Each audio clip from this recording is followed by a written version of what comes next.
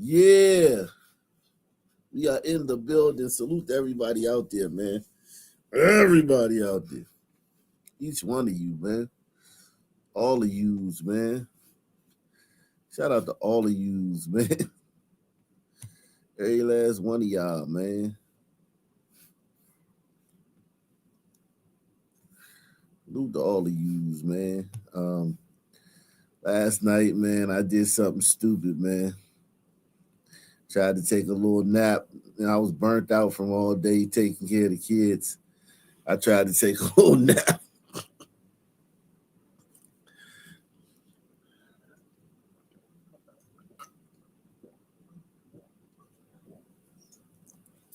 Irish Goon in the building. Wakanda Couch Malone. He said the fraud thing up to 8 billion. Holy moly. All they talking about is how mean Trump is, man. Trump is mean, man.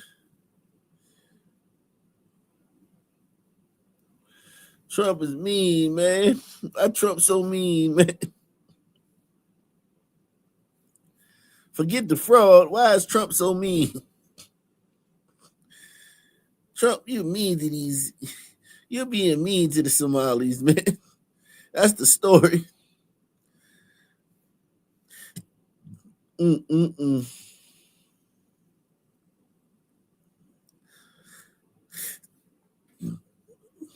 We might get into some Tim Pool today. Tim Pool. Somali.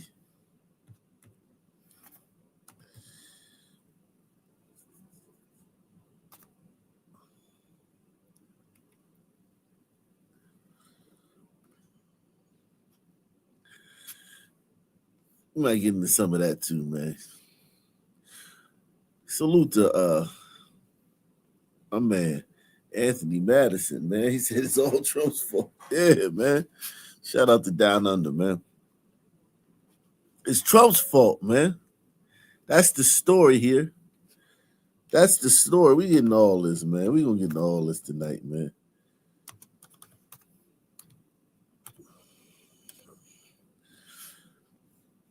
We're getting all that. Yeah.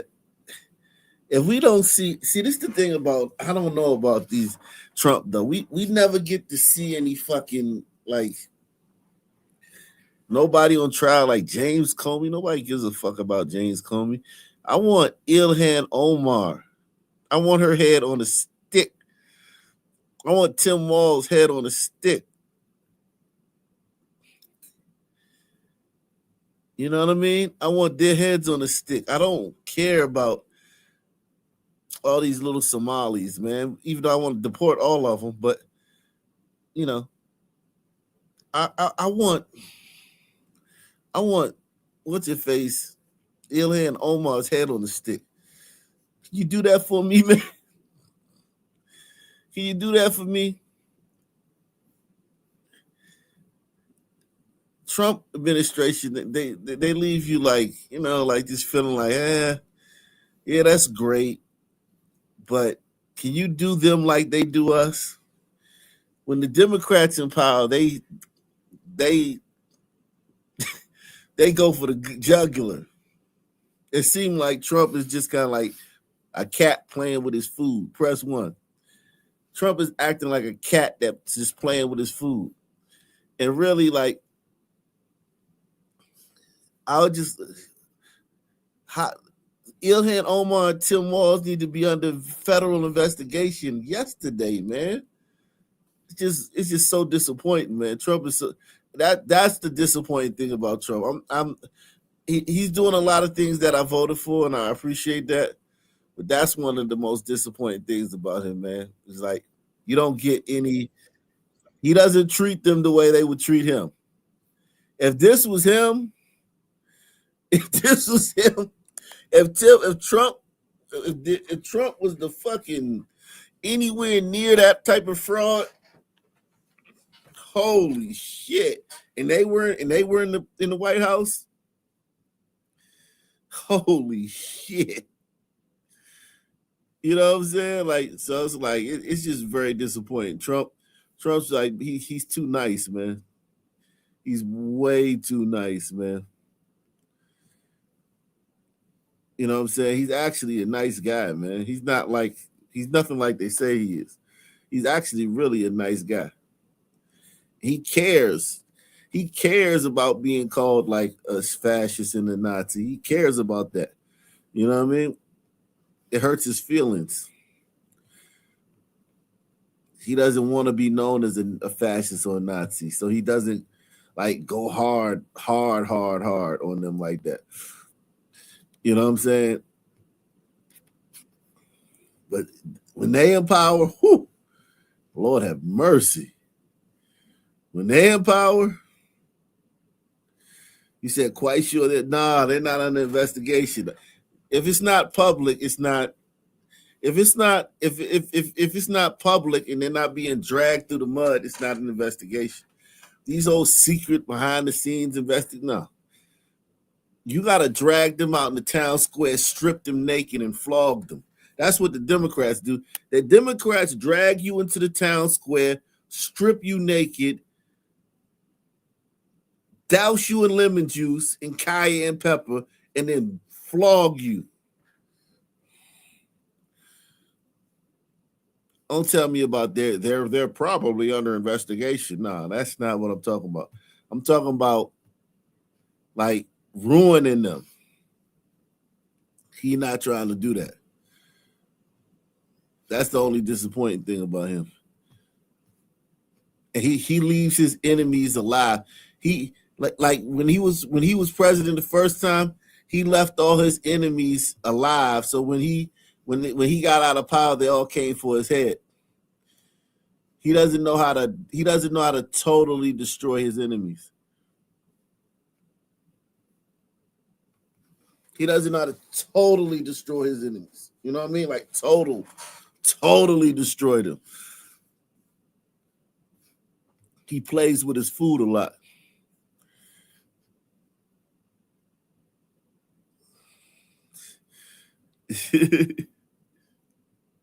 Yeah, it's pressure when they in power.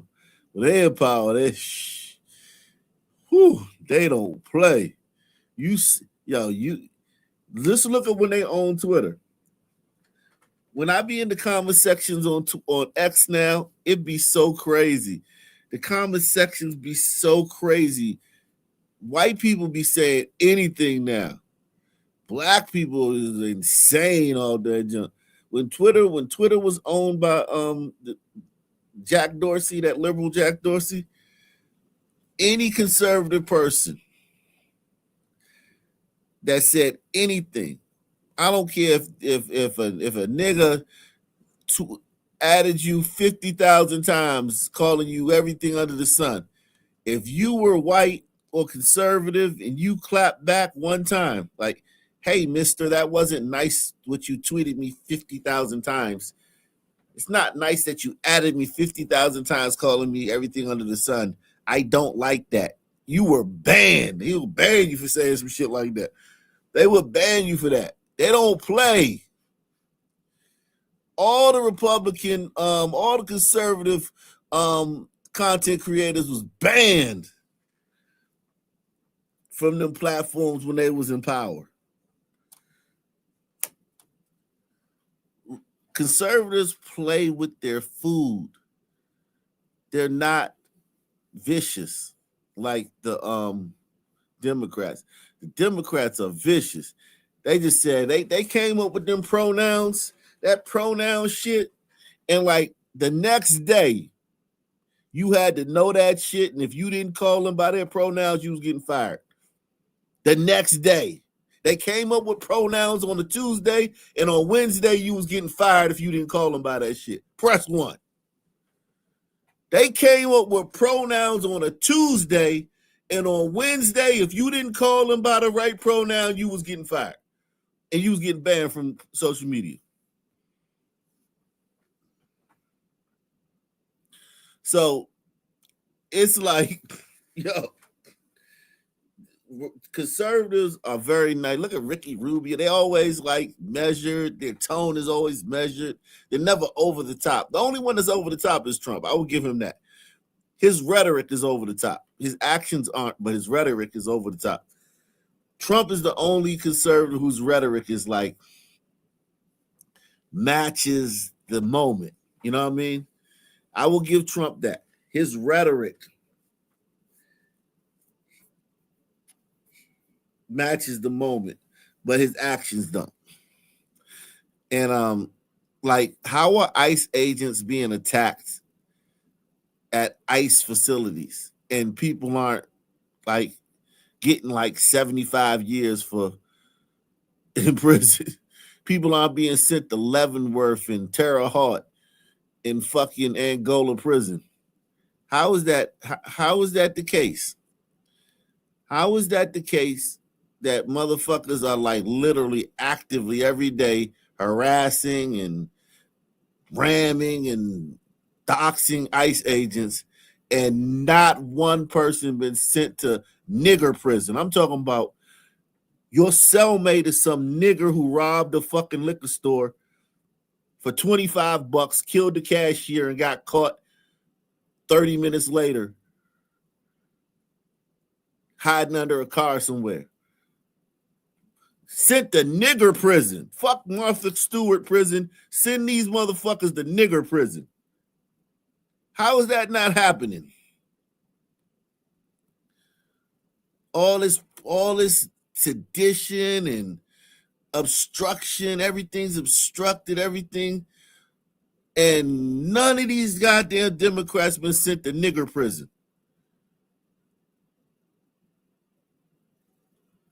I'm talking about a prison where, like, the second you touch down, they tell you, hey, man, be careful because the Muslims and the GDs are at war right now. You know what I'm saying? Just the whole facility locked down because the Muslims and the GD are at war. Send them to those type of prisons. Why are people not being sent to those type of prisons for the shit they're doing? To these ICE agents and the shit they're doing, you know what I mean?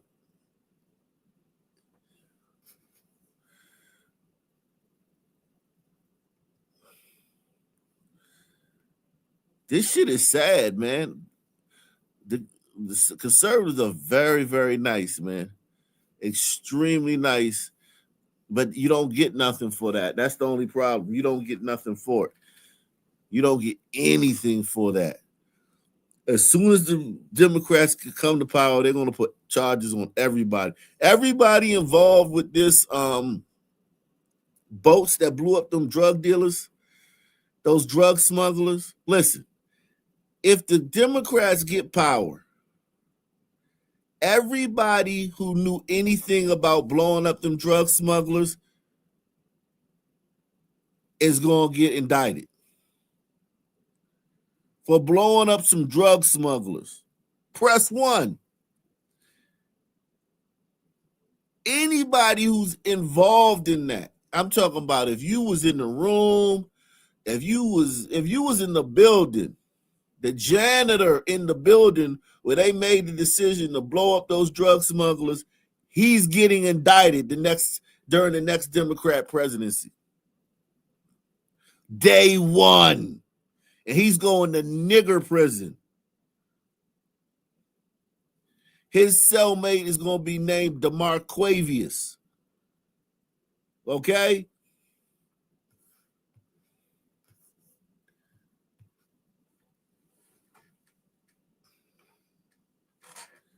He said Democrats have power, major cities are blue.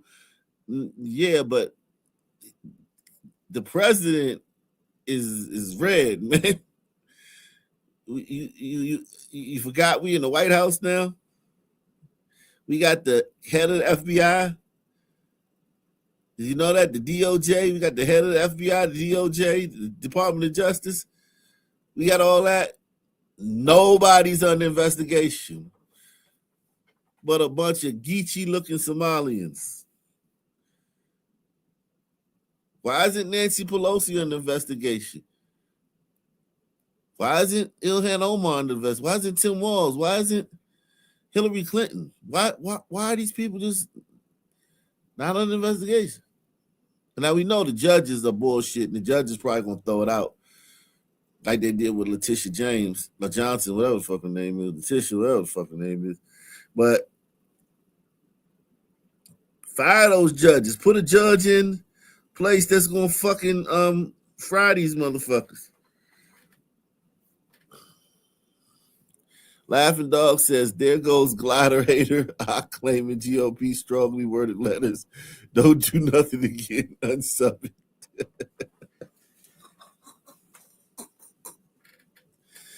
Yeah, man. Salute to you, man. He said, presidents are figureheads. Come on. Presidents are figureheads. You think Donald Trump's a figurehead? You think he's not in fucking charge? You think Donald Trump's not in charge? Are you kidding me? That's that conspiracy shit. I forgot a lot of y'all are conspiracy theorists. Donald Trump is in charge. The president is in charge. Is he the only one in charge? Does he have people that he has to like look out for and shit? Yes. Are there people that are powerful that he, because of certain reasons, ties and alliances, you have to, work with them? Yes. But you're trying to tell me the president isn't running the shit? Are you serious? He has a cabinet, yes. He has advisors, yes. He's the fucking president, man. Miss me with that conspiracy shit. Okay, now Sleepy Joe, yeah, he was cognitively declined. Yes, but Trump is lucid. You think Obama wasn't making decisions? You serious? Do you see all the gay shit that happened during this? You think somebody else just was like, yeah, we're gonna have a gay agenda? It wasn't Obama.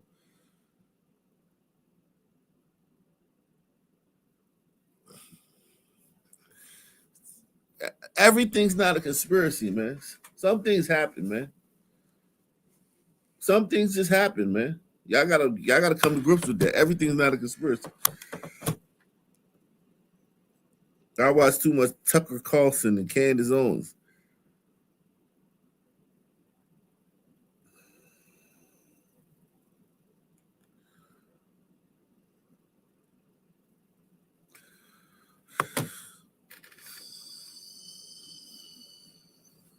Yeah, but I mean, listen, I just say, man, listen, they don't, they're nice, man, and that's cool, man. But and everybody hit the like button, man. Hit that like button, man. Smash that like button, man. We need to smash this like button a little bit more, man. Smash that like button.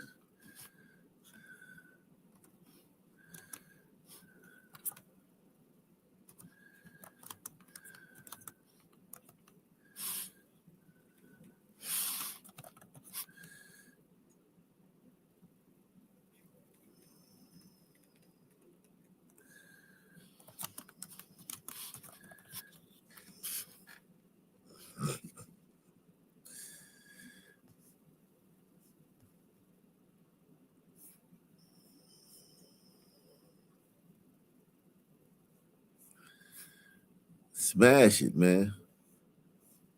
I'm not. Listen, I'm not. I may be have a little bad attitude today, man.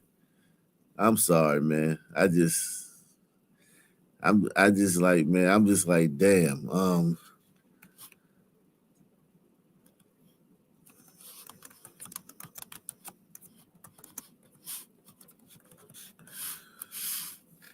I'm just like, man. When are we gonna see some real red meat? When are we gonna see some real red meat? You know what I mean? Some real red meat from when is he gonna put one of them fucking untouchable Democrats on the fucking head on a pike? I want to see one of those untouchable Democrats head on a pike. We got to start making them uncomfortable. They're so comfortable. Liberals are so comfortable. They just spread lies and say whatever they want. They're so comfortable. Even though we won the election, we're in power. Liberals are very comfortable though. They are very comfortable. They're not on their heels. They're on the offensive. It feels like to me, it feels like liberals are on the offensive and Democrats are on their heels.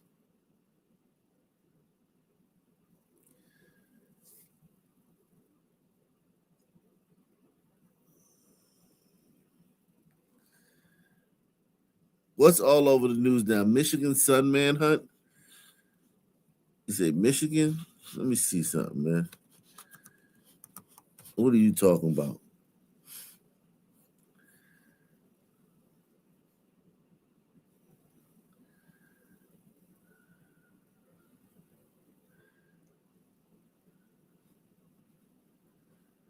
What are you talking about, Michigan son manhunt? What does that mean? I don't know what that means.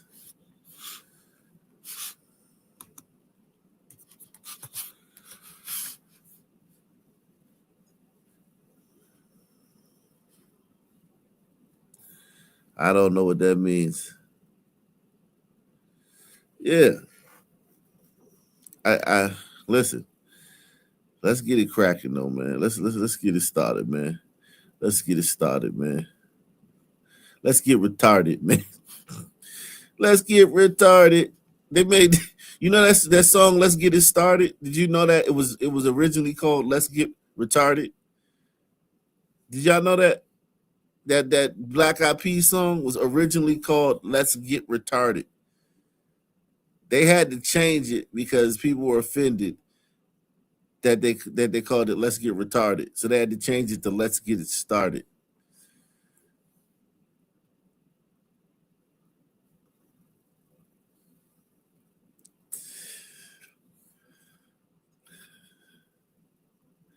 Yeah, man. Let's get retarded.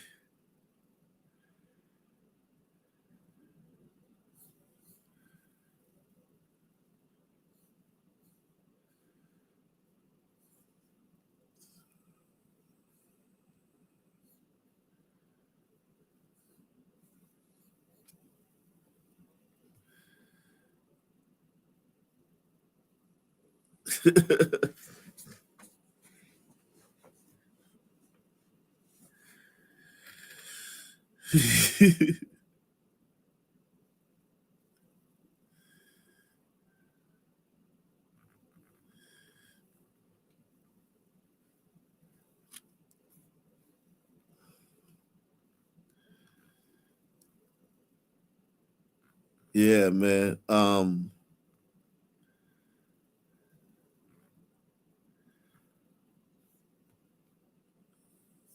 Let's go ahead and go around. 4 years ago is accused of shooting and killing a father over a parking space 4 years ago is finally behind bars.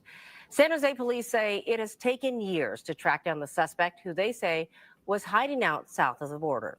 KTVU's Christina Rendon live with the details from our newsroom. Christina? Well, Claudia, this is a major development in this case, not only for the detectives, but also for the victim's family. They have been waiting 4 years for answers, and this recent arrest brings them one step closer to justice. It was June of 2021 when police officers responded to a shooting at an apartment complex in a South San Jose neighborhood off West Capitol and Snell. The victim was Marco Antonio Santos, a married father of 4. Police say he was shot and killed on his 33rd birthday in front of his family over a dispute about a parking space. Now, since 2021, police say the suspect you see here, Oatusuni Joseph Posse. Yeah, he got some nigga in him. He looked like he got some nigga in him, man. What y'all think? If you shake that family tree, a nigga gonna fall out somewhere. He looked like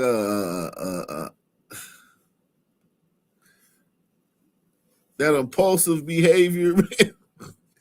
He got to kill somebody over a parking spot, man. That's some impulsive behavior, man. He looked like he got a little bit of nigger in him. Salute to Adolf Diversity, man. Shout out to you, man. Coming through. He said he got sunbed lips. Oh, man. Has been hiding out in Mexico. Less than 2 weeks ago, he was arrested in Rosarito, Mexico, about 20 miles south of the border near Tijuana, with the help of the U.S. Marshals Service and Mexican authorities. Posse was brought back to the U.S. this week and booked into the Santa Clara County main jail on suspicion of murder. Our detectives are dedicated to all cases, especially. All right. Great.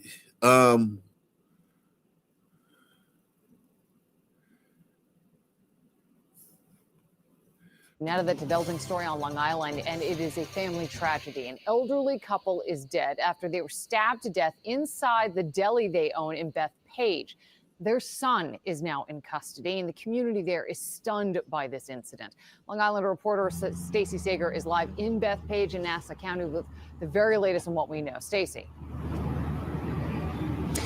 Well, Liz, what we know is this was an elderly couple, very well known around here because their deli here in Bethpage, well, it was a staple. What we also know is what several eyewitnesses tell us, that for some reason, one of their grown children, a son, admitted that he stabbed both of them here this morning, and then he calmly walked right out. Their family grieving on this horrifying day here in Bethpage. The elderly couple who ran A&A Italian Deli here on Hicksville Road, they were both stabbed to death early this morning in what appears to be an absolute family tragedy. Joe Boros, a longtime customer, was inside the deli at the time. This is the worst thing that ever happened to me in my lifetime, and I'm 97 years old. Wow. He explains that one of the couple's children, their son, showing no emotion, admitted to the alleged crime. I just seen the son walking out, and he says that I stabbed my parents, and that was it. And nothing else. Nothing else. About Nothing why. else. He was very cool and like nothing happened. Moments later, another eyewitness shooting this video on his cell phone showing the couple's son taken by police and then placed down on the ground. He's just sitting there and didn't run, nothing, didn't put up a fight, anything. I just seen bloody hands when they turned him around. That was all. The son's car remaining here at the scene throughout the day as investigators collected evidence. Meanwhile, this community was in absolute shock as A&A has been a go-to here for more than 3 decades. They were just hardworking people, you know, I mean, a staple, like in this neighborhood for so long. Like, it's crazy to believe they're not here anymore. Yeah, I mean, you know, an Italian family, they always argue and it was always loud in there, but, you know, they always got along. I never saw a problem with anybody or anything like that, no. He said, you know, Italian family, they always argue. Could you imagine he said that about a black family? Oh, my God. To believe they're not here anymore. Yeah, I mean, you know, an Italian family, they always argue and it was always loud in there, but, you know, they always got along. I never saw a problem with anybody or anything like that. No, they were great people. Great people. And the deli here, it was known to be packed in the mornings. The couple was known, if you didn't have enough money, they said, don't worry, and they never turned anybody away. Now you can see police remain on the scene for this homicide investigation. If there was any sign of mental illness from the son, they want to know what red flags there could have been. Certainly no one expected this.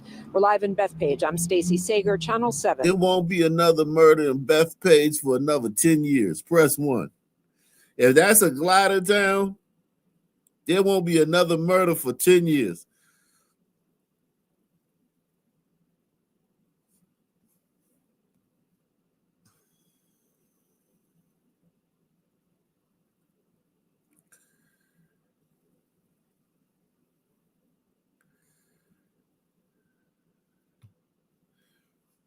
Tonight, a family is mourning after their father was killed by a moped in Jamaica, Queens, while crossing the street. They say he was out shopping for presents for family that he was set to reunite with next week. Christina Fan heard from his daughter and reports on the driver now facing charges. Yelling, screaming, it's not true. Are you serious? Oh my God. 45-year-old Kivette Samuels broke down when police delivered the unthinkable news Friday that her father, Trevor Samuels, had been killed in a crash. It took away something that cannot be replaced. The 68-year-old was supposed to fly back to his native Jamaica next week to visit family he hadn't seen in 3 years. His daughter says he was out shopping for gifts Friday afternoon when a moped fatally struck him in a crosswalk near 168th Street and 93rd Avenue in Jamaica, Queens. Who was on that moped? Now, it might not have been a son turd because Jamaica, Queens, they got a lot of fucking foreigners that ain't sons. Jamaica, Queens got a lot of Bangladesh, a lot of Indians, a lot of Iranians, a lot of fucking Central Americans. They got a lot of everything in Jamaica, Queens. You lucky if you ever see, if you see a nigga in Jamaica, Queens, I'm talking about FBA. If you see an FBA in Jamaica, Queens, man, that's like seeing a fucking, that's like spotting a goddamn red-tailed cardinal or some shit, or spotting Bigfoot. It's overrun. Puerto Ricans. It's overrun with foreigners. Africans.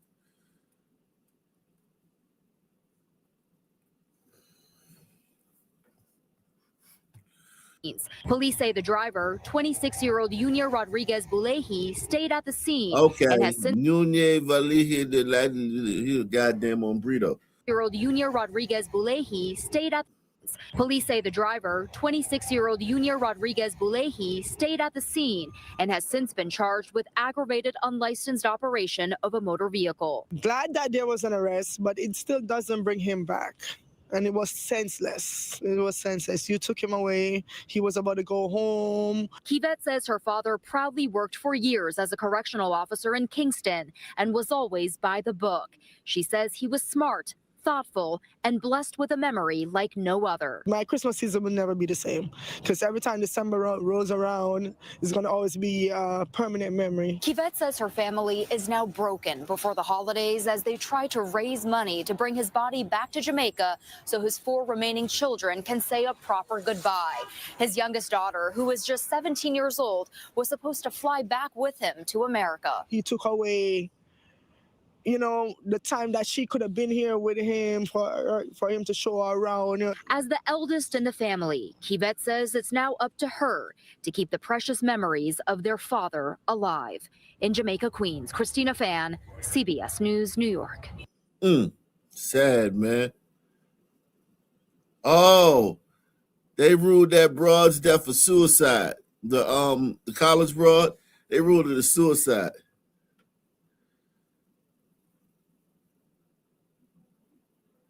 Okay. Dogs maul a man and his granddaughter to death. And now the Coffee County community is heartbroken. News 2's Kenley Hargett explains this incident and spoke with a professional dog trainer on dealing with violent dogs. Mace. Tragedy in Tullahoma after a man and his 3-month-old granddaughter were mauled by their own pit bulls. It happened Wednesday at their home on Warren Street. Police have identified the man as 50-year-old James Alexander Smith. A neighbor spoke about the horrible scene. I had come home from work and saw a young lady in the middle of the street. She was screaming. I couldn't make out what she was saying, but when I came up to her, yeah, large cranium. Yeah, this motherfucker got a big ass head, man. Make sure you hit the like button, man. Smash that like. We're going for 100 likes early, man. Also, we trying to get 20 people to sponsor the show tonight. 20 people to take the $5 challenge. 20 people to take at least the $5 challenge. At least the $5 challenge. 20 people to at least take the $5 pledge tonight, man. That dude got a big ass head, man. God. Oh, Jesus Christ. Fuck.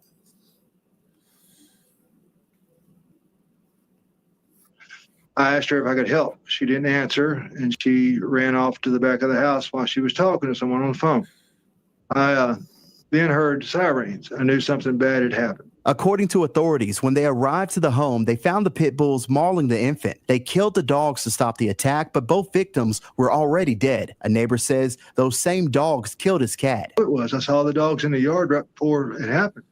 So I know that, at least one of their dogs was one that it killed my cat. On the family's GoFundMe, they say the grandfather and his wife were taking care of the infant and 6 other children. Now that grandmother is having to take the responsibility by herself. On top of that, their home is now condemned. I spoke with a professional dog trainer on the danger of dogs with young children. The reason we typically see attacks on infants from dogs is a phenomenon that is called prey drift.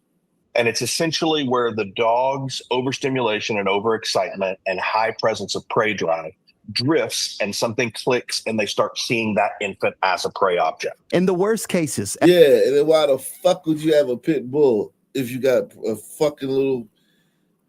Yeah, I can see that. I can see that because they're wild animals. Pit bulls are wild animals.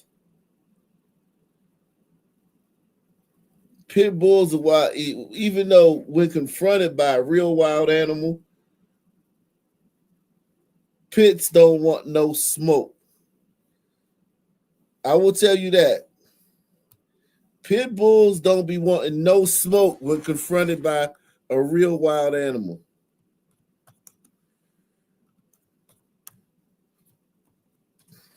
Okay? When it's really time to get it cracking, when it's really time to get it cracking, pit bulls don't be wanting no smoke. Okay?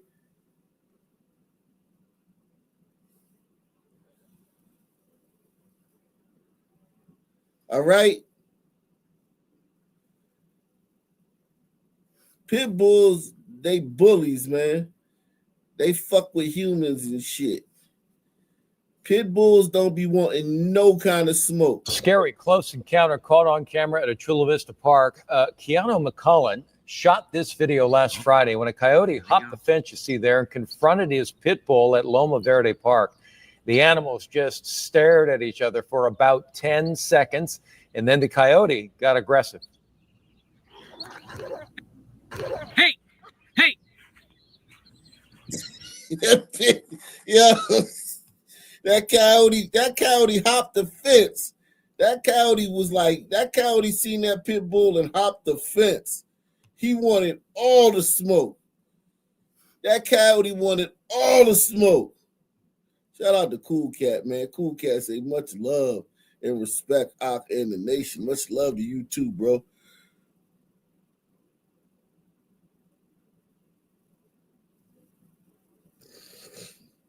Yeah, pit owners are retarded. That's why I keep Mace on me, man.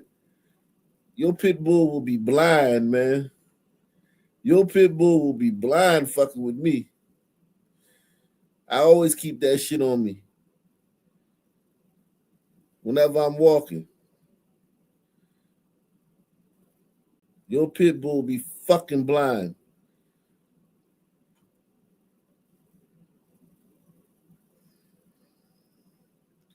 Hey, that coyote hopped the fence. It was like, yo, what's cracking? What's good? What's up? That coyote's like, what's up? That coyote was like, what's good? Is there a problem? Nah, I see you looking over here. I mean, you got an eye problem? Can I get my face back? Pit bull was like, no, it's cool. It's Gucci, man. Nah, man. That shit ain't about nothing, cuz. Pit bull knew what time it was. Keanu McCullen shot this video last Friday when a coyote hopped the fence you see there and confronted his pit bull at Loma Verde Park. The animals just stared at each other for about 10 seconds, and then the coyote got... What you think that pit bull saw in them coyote eyes, man? What y'all think that pit bull saw in them coyote eyes, man?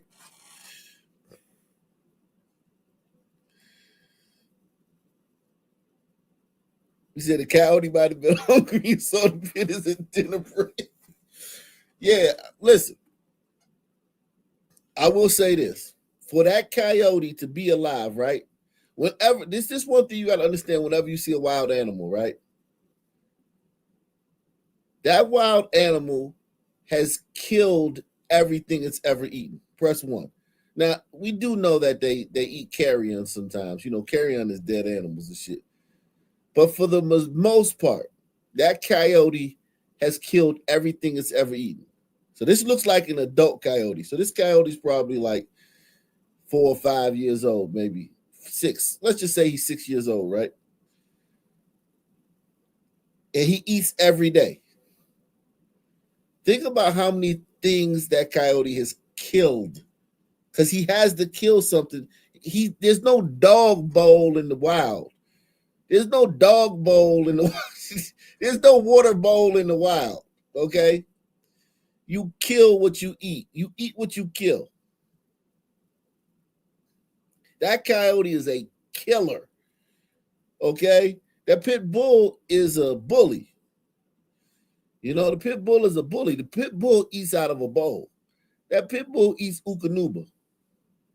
Okay? Puppy chow is shit. Okay? That coyote probably done ate in his lifetime, brother, ate 1,000 squirrels. Then probably ate like 50 deer, about 100 wild boars, probably done killed like 1,000. You know what I'm saying?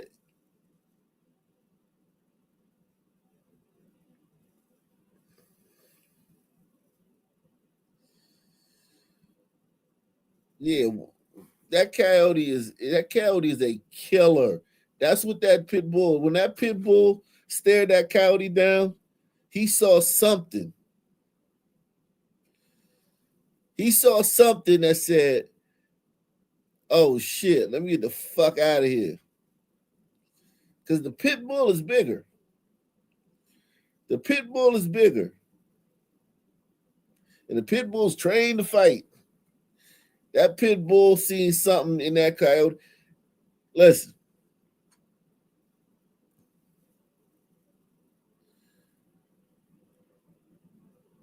That's that wily, that pit bull from the suburbs. To that coyote, to the coyote, that pit bull is from the suburbs, man. That pit bull from the suburbs, man.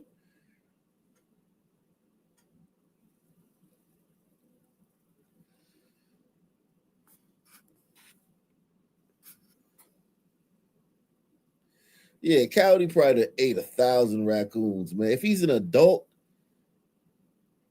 he's got to eat every day.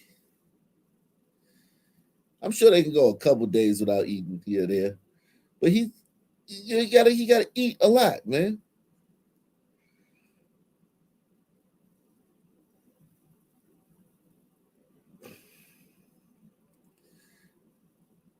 He said, "I've seen raccoons and more. Raccoons are wild. Raccoons are wild. That pit bull is not wild. That pit bull sleeps on a fucking beanbag and shit. That pit bull probably sleep in the bed with his human. That pit bull might literally sleep in the bed with that man."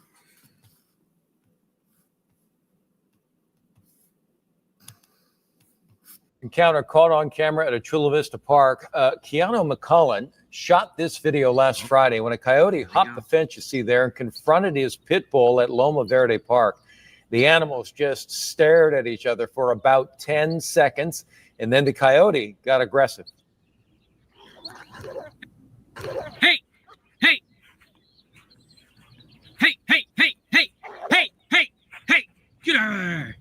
Yeah, by that yelling, Hey, McCullen get outta managed to here. chase the coyote away, but he is worried this is just going to happen again. I'm an animal lover. Everybody knows me knows I'm an animal lover, but this particular coyote needs to be removed. I'm not suggesting. Oh, you bitch ass he's snitching. He's snitching. Why you snitching? Why you snitching? You snitching, man. You working with them peoples, man. You hot. This nigga hot, man. He done told on the coyote and shit. Hey! He had to save his pit. Salute to he's snitching, man. Yo, he's snitching, man. Tell me he ain't snitching. He old snitching ass thing. He said OBJ broke. 100 million ran out. Try to do better with this. That nigga OBJ, man. God damn it, boy. Niggas say the darndest thing. They say kids say the darndest things. Niggas say the darndest things. Hey! Get out of there! Yeah, by that yelling, Hey, McCollum get outta managed to here. chase the coyote away, but he is worried this is just going to happen again. I'm an animal lover. Everybody knows me knows I'm an animal lover, but this particular coyote needs to be removed. I'm not suggesting that he needs to be eliminated. We need to capture him to relocate him to a more proper place. This is just not the park for him. And we're told the same coyote tried to attack another man's dog the day before. That coyote. Our top story at 6 tonight. Scary. That coyote. Scary close encounter caught on. That coyote is with the shits, man. He with it. He about that action. Okay? That coyote is about that action.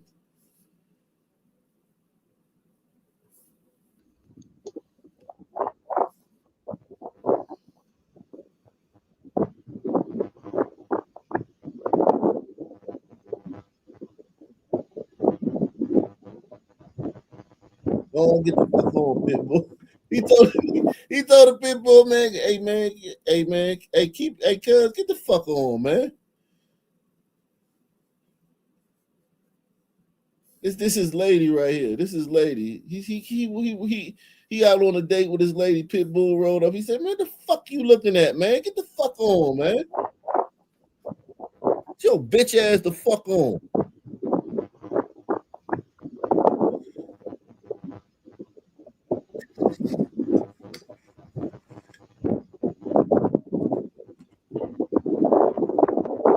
Bitch ass nigga.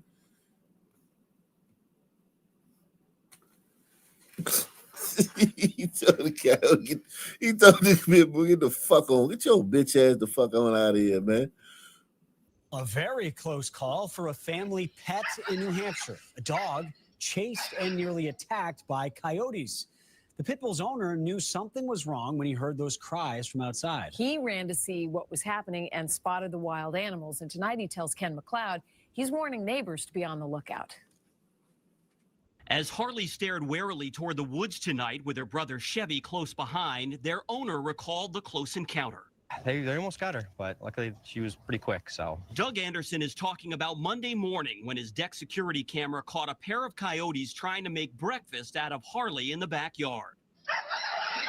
Screaming, crying, running up the back deck and bolting through the doggy door. The yelping sent Doug scrambling outside from his kitchen with only a brief stop to check Harley for wounds. She's running in, I'm running out. Jumped out to the back deck real fast and saw two coyotes just sitting out there in the yard. Doug's pretty sure the coyotes were watching from the woods as both dogs romped in the backyard, but they didn't make their move until one dog went back inside and they had a 2-on-1 advantage. Chow time, pretty much. He can laugh about it now because Harley doesn't have a scratch. When they came up behind her, she turned and snapped at him just out of fear, and then I think they just stopped because she was going for the house. The coyotes quickly vanished, and Doug quickly posted this video on Facebook, warning neighbors that if his 55-pound pit bull wasn't safe, they should keep a close eye on their pets. They get pretty close to her. Close enough that some locals have suggested hunting the coyotes, which is legal in New Hampshire year-round. I don't think it's a bad thing, but no, it's what it is. But for now, Harley is simply treading carefully. Calmed down a little bit for the past day or so. She's been a little more skittish going outside. The tail, however, says she'll get over it. In Litchfield, Ken McLeod, WBZ News. Hey, man. Get your bitch ass the fuck on, man.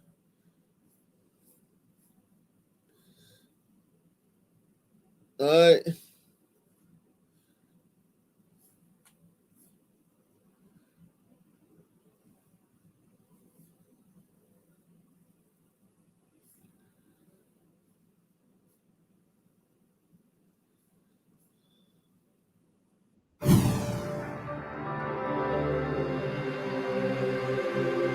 Respond to 1 unconscious. At Meadow Ridge Senior Living. My father just did not fall and get hurt and die. Going to the main dining room, a party that fell out of a wheelchair. He kind of cupped in the wheelchair on the wall. This life could have been saved. What's his name? Larry. Larry, can you hear me? Larry. He was not given any chance to live at all by this facility.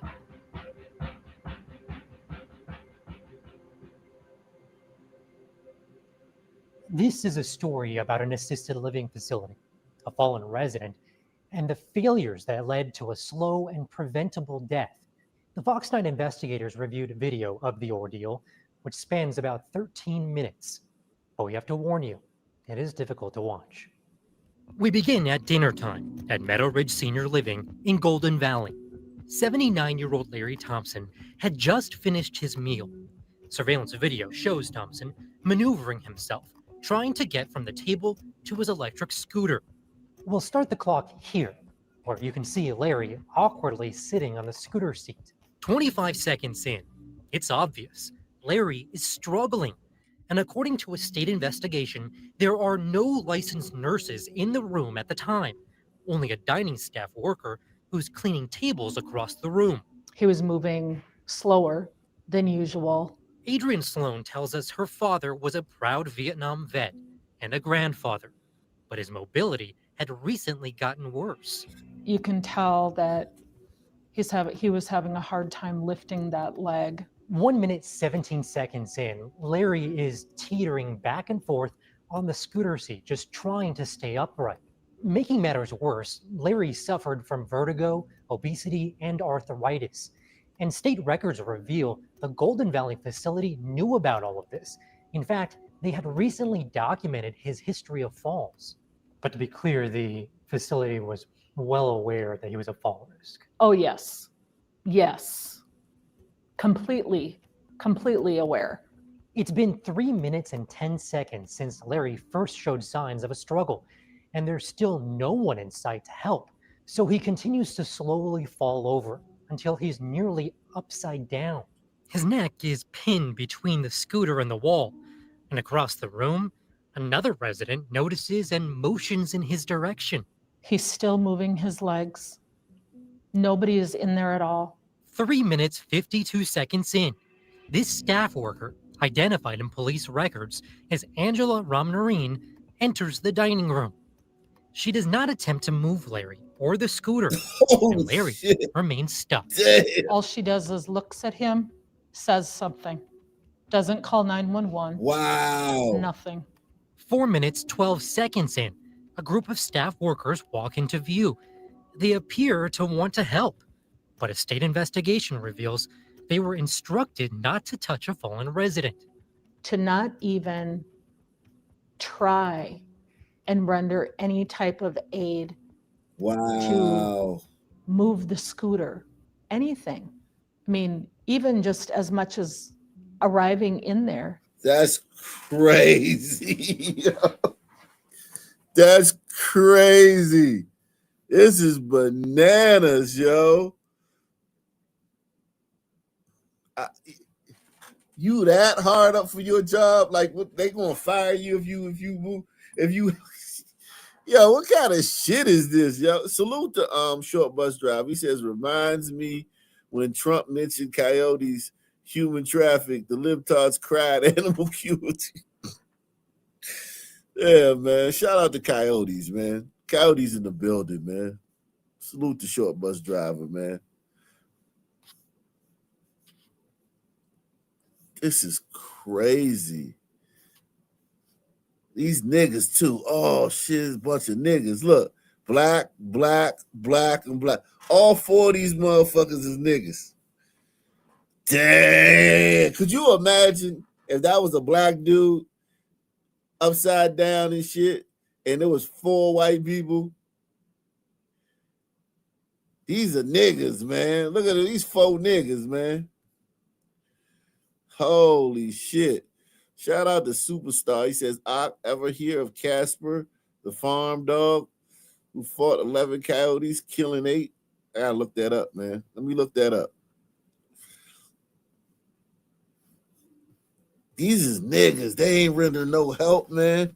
They just watching him, and he's suffocating. Like they watching somebody suffocate. That's cruel and unusual, man. That's cruel and unusual, man.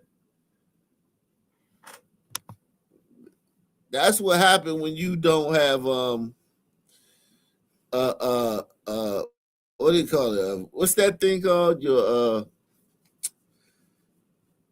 prefrontal cortex. Yeah, they don't have a prefrontal cortex.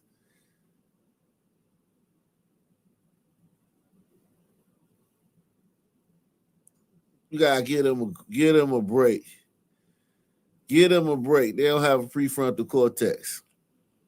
Yeah, frontal lobe.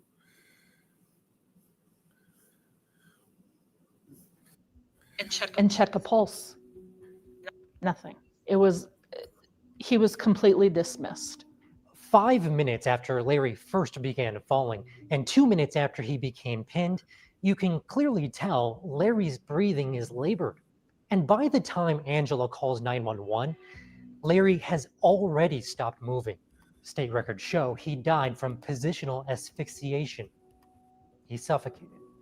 He knew he was dying and knew that nobody was coming to his aid.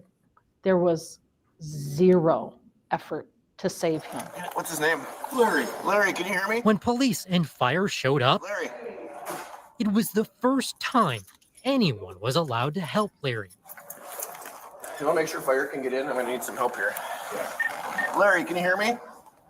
He did not die peacefully. He died knowing he was suffocating. He died knowing that nobody was coming to his aid and that he was by himself. The Minnesota Department of Health fined Meadow Ridge $5,000 for neglect and found both the facility and Angela were responsible for the maltreatment. The state also called out the facility's fall policy, which directed staff to call 911 and gave an erroneous order to not touch a resident after a fall. When you learned that the facility had this policy that instructed its staff to not touch or move somebody who had fallen, how did you react to that? A lot of yeah, but it's one thing for somebody to fall, but it's another thing for somebody to be pinned between their scooter and the wall. You can just move the fucking scooter. Even if they tell you, look, hey, if somebody fall, don't touch them. That's somebody that's just laying down on the ground. This motherfucker's pinned between the scooter and the wall. You can help him, man. You can help him. Jesus Christ. A lot of four-letter words were coming out of my mouth. Never in a million years did I ever think that that would be a policy. Is that policy a good policy? No, it is not a good policy. Cheryl Hannon is Minnesota's long-term care ombudsman. She advocates for some of our state's most vulnerable adults. Facilities that have no touch, no lift policies in place create serious risks for individuals. Management at Meadow Ridge refused to speak to us on camera, and its executive director sent us an email that said, quote, "We have no comment." But state records reveal Minnesota is a shit show, bro. Minnesota is just a fucking Tim Walz, man. the facility kept that no-touch policy in place for months after Larry's death. I don't care about a policy.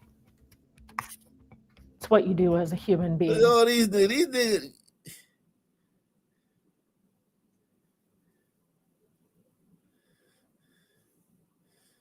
Her with the red fake hair, him with the fucking tarantula, this nigga with the wave cap. She looked like a goddamn mulatto or some shit, fucking melunging and shit. They probably might have wanted to help. She probably was like, no, it's a policy. Don't touch him. Like, she probably like was telling them. They probably was like, all right, fuck it, man. This bitch know what she talking about.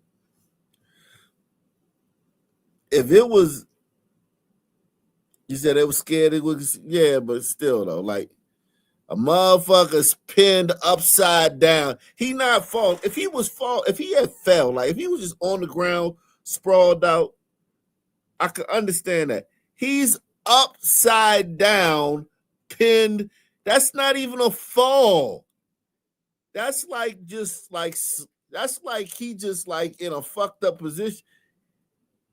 That's not even a fall.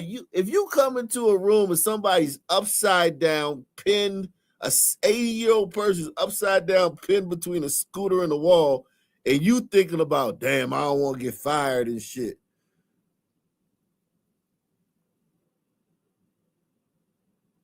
If you see that and you say, I don't want to get shit, I don't want to get fired. Like they really gonna fire you for that shit. Like they're really gonna fire you. Hey, we heard you.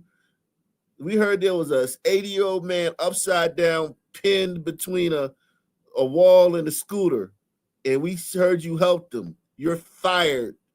Get out of here, nigger. Like, what the fuck, man? They ain't gonna do that shit.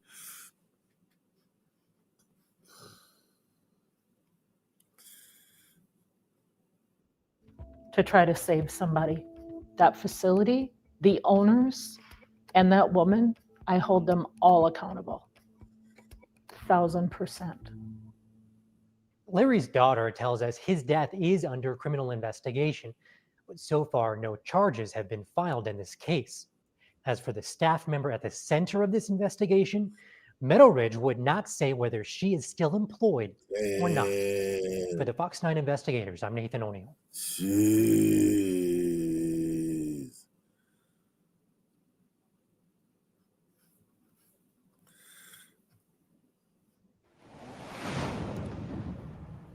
Baltimore City Police are investigating a quadruple shooting that left a man and woman dead and 2 others critically injured in Southwest Baltimore. It's not everywhere, obviously, in the city, but yeah, down in this zip code and surrounding can be rougher, you know. Tonight, first on Fox, a man who says he was supposed to be inside that home is reacting as residents sound off on this latest act of violence in the city. Inside this Carrollton Ridge home on McHenry Street, just after 5 o'clock Saturday morning, a frantic call to police. Caller states that he cannot stop the bleeding. He is shot in the arm, leg, and the chest. As daylight broke, Baltimore police were still on the scene collecting evidence. We got blood and showcase in this, sir. A quadruple shooting, leaving victims scattered throughout the house. So far, we're going to have one on the second floor. You're going to have 2 rifle rounds. Send some more medics in here. I got 2 upstairs saying that they got shot. 3rd floor. Baltimore police say 1 man died at the scene. 3 other people were taken to the hospital in critical condition, but a 42-year-old female later died. I can't believe it's the address I came for. CJ Pearson says he was on the way to the home this morning. We have a lot of rentals that we maintain. This is one of them. When he stumbled across that crime scene. We had heard that there were squatters in, so I was actually supposed to be here earlier this morning. While Baltimore police have not said if the victims were indeed squatters, Pearson says he was there to put the people inside out. Yeah, I was going to try to be the nice guy to come in and let them know, like, hey, you guys do got to get out of here. We're about to start work again, get this house up and running, get it rented. And yeah, now we'll see what happens. For now, it remains a crime scene. Police, not calling this domestic, are saying what may have led up to the shooting, but police audio capturing how the shooter or shooters may have gotten in. All right, just FYI, around 5:02, it looked like some people went into the back of that location. Looked like something was covered up. Leslie Redmond, longtime Carrollton Ridge resident. Horrible situation was happening here. Prayers out.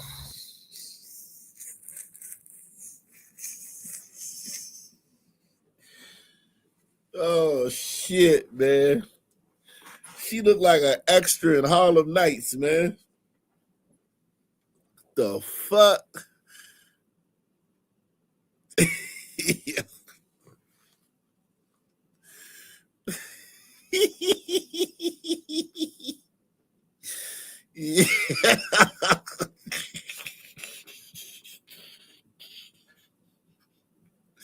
She fly. She thinks she fly too, man. You can't tell her nothing.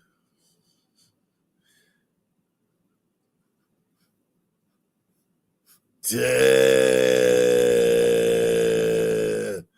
You can't tell her nothing. To to all the impacted families. sounding off on the state of the neighborhood. You see, there's a lot of vacant Look at properties. this There's a shit. lot of Look at this shit. I tell you, it used to be houses right here. Wherever there's a lot, it used to be a house right there. It was probably a fire, and the shit got bulldozed. Or got condemned, and the shit got bulldozed. That lets you know it ain't no hombredos around here. If it was some hombredos around here, whatever condition these houses was in, them hombredos would have fixed them shits up. Press 1. Some hombredos would have fixed them houses up. Them houses would have never got raised if they had hombredos in this neighborhood. in properties. There's a lot of, unfortunately, substance abuse, gun violence. Redmond, no stranger to gun violence. Niggas. There's a lot of niggas. Neighborhood. You see, there's a lot of vacant properties. There's a lot of, unfortunately, substance abuse, gun violence. Redmond, no stranger to gun violence herself. I've lost 2 brothers to gun violence, countless others to gun. Jesus Christ, she lost 2 brothers to gun violence. Jesus Christ. Violence. And so I understand that it's plaguing our community and we need real resources and real action. It ain't plaguing your community. It's a part of your community. It's a staple of your community. It ain't plaguing your community, baby. It's like literally like the fabric of your community. Found it. As a search for answers continues, Redmond summing up the state of the violence into one word. It's a struggle. Hi, I'm Vincent Hill. Thanks so much for watching. You say it's a dog name. What's that dog? You said the farm dog. Let's say what did you say? Casper the farm dog. Let's see if we can get dogs looking bad. Dogs is down bad, man. We gonna try to let dogs get back in the, you know. We had sheep out here clearing brush, and the first time the coyotes were out in the cul-de-sac was about 9 o'clock, 10 o'clock, and they did what coyotes usually do when you come out. They ran away. And that's good. You know, we threw some things at them and yelled at them, and they were just typical coyotes running away, looking over their shoulder and kind of taunting you, but still running away, right? And then about 2:30, 3 o'clock, somewhere in there, I was woken up by the dogs barking and came out here, and Casper and Daisy had the sheep backed up in that corner over there, and there's just 5 or 6 of them there at the time. And Daisy was staying close to the sheep, and Casper was out a little further out front this way. And when I got about somewhere around here, there were coyotes inside the pen and coyotes outside. I wasn't, like I said, wasn't really afraid that they were going to attack me or anything, but they weren't responding. They were focused on Casper, I think, as much as anything. And he charged into the middle of them and killed some right in here, and then came out. They jumped out of the fence. Some ran that way and some ran this way over the fence, and he just came out the fence here and killed more. And then they had a fight all up and down this creek. And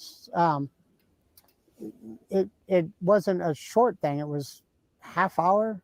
You know, it was a while that this was going on, and he just, I mean, I went out to try to get him back and try to make sure he was okay, and just eventually couldn't find him. So the next day, we thought we could find him. We thought he must have been killed, and so we were looking for him.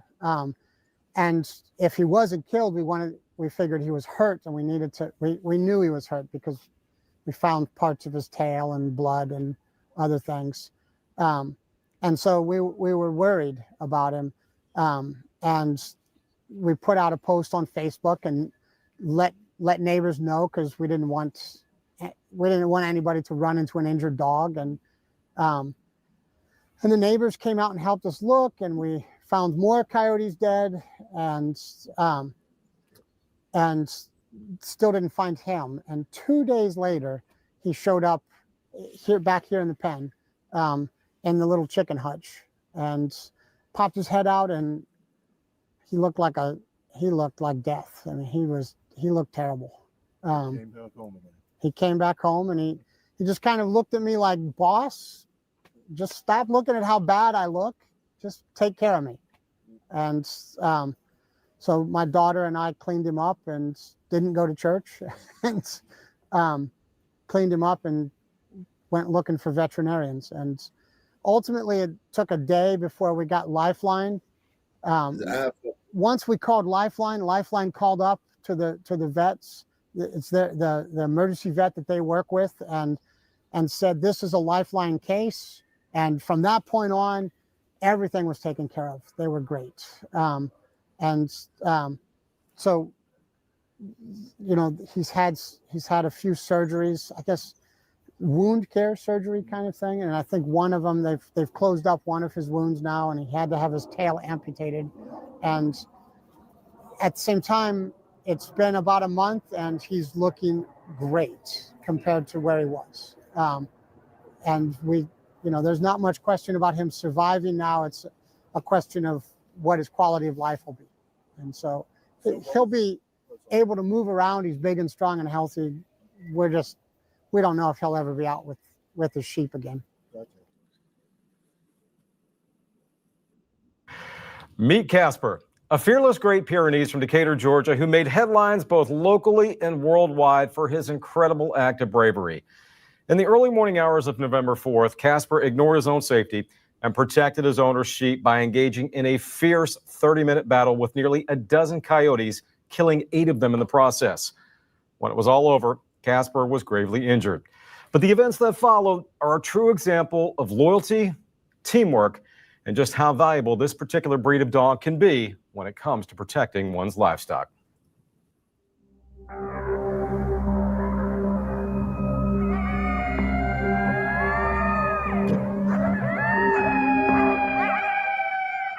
In the days leading up to November 4th, something wasn't right. I guess you could say it was the calm before the storm. Except there was nothing calm about them. No, in fact, they were very active. The week that this happened, that Monday, a neighbor said he'd seen 13 at one time, which is a lot of coyotes. You know, like 2 and 3 is a normal thing. 1 and 2 is normal. Seeing 13 coyotes at one time, that was worrisome. Worrisome indeed, especially for John, owner of You Can Do It Naturally, a Decatur-based landscaping company whose workforce includes some 90 sheep. On the night of the attack, only 6 were on the property. And according to John, Casper, as well as another dog, were relative newcomers. He had recently acquired the dogs as a test run to see if they could live up to the task of guarding his sheep. Well, Casper quickly proved his value.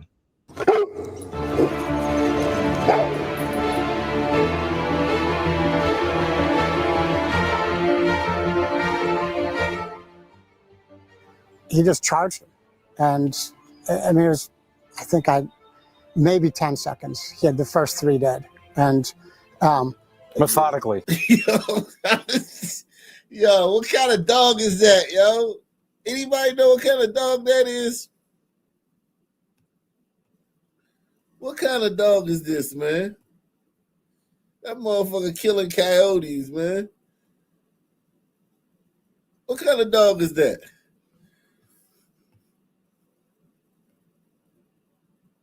A Great Pyrenees? God damn, that motherfucker killed.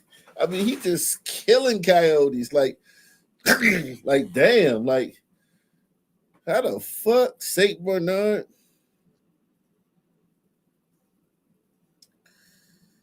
They said Great Pyrenees? Okay. Jesus Christ.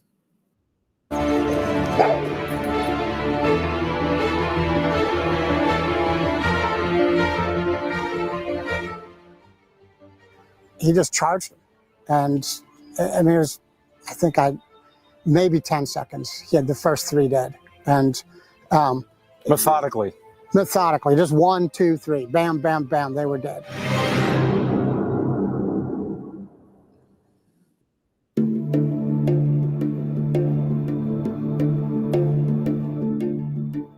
Courageous as it was, Casper's efforts came with a heavy price. When the 30-minute battle was over, most of the coyotes were dead, and Casper was nowhere to be found. 2 days later, and badly wounded, he found his way home. The moment John laid eyes on him, he feared the worst. I thought we were going to put him down. That part. But yeah, man, damn. Damn.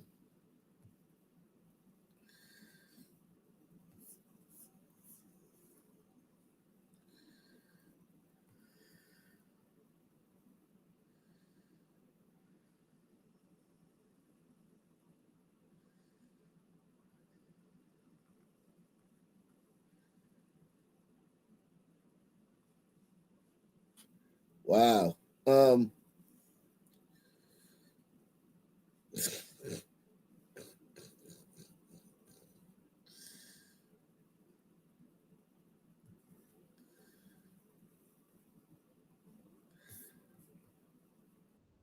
Time now, 9:08, and happening this weekend, the 50th annual Gene Lewis Invitational Boxing Tournament. Salute to Barry B. Barry B is in the building, man. Hit that like button for me, man. We try to get 100 likes out here. Everybody who has not hit the like button, hit the like button right at this moment, right now. Hit that like button. Wow, and a young boxer, Julian Wardlow, will be fighting photojournalist Chris Drake. Shares his story. Wait, there should be a period. He's not fighting Chris Drake. That's what I thought you said. No, okay, he's fighting, period. But Chris Drake is an amazing photojournalist, and maybe he has a good, right jab, left. Who knows? Maybe he beat him up. Who's to say? Take it away, buddy. There's many kids that's come through my gym, man, and showed a lot of dedication. And he's one of those very few that I've had in the 27 years that I've had it.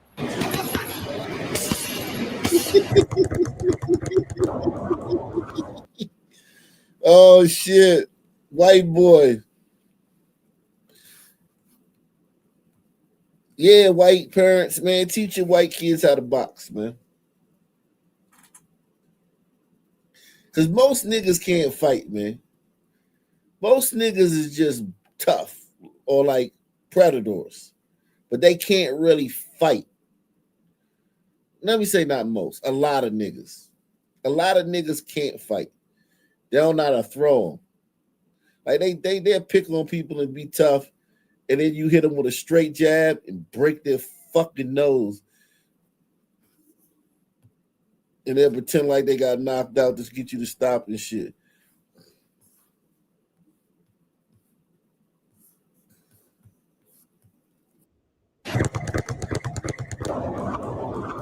If he keeps it up, yeah, I see him making it, to that high level of pros. Very few that actually make, boxing. It's tough. I think I was 8.5 when I started boxing, so I remember a little bit. It was hard. His best friend actually was down at Sonny's boxing gym when he was about 7. Yeah, I know you regret that shit, man. Come on, man. Go and get that laser, man. Get that shit lasered off. It looked like your head is sitting on like a fucking... It literally like his head is sitting on like a motherfucking stand. Like they got some kind of fucking stand his head is sitting on.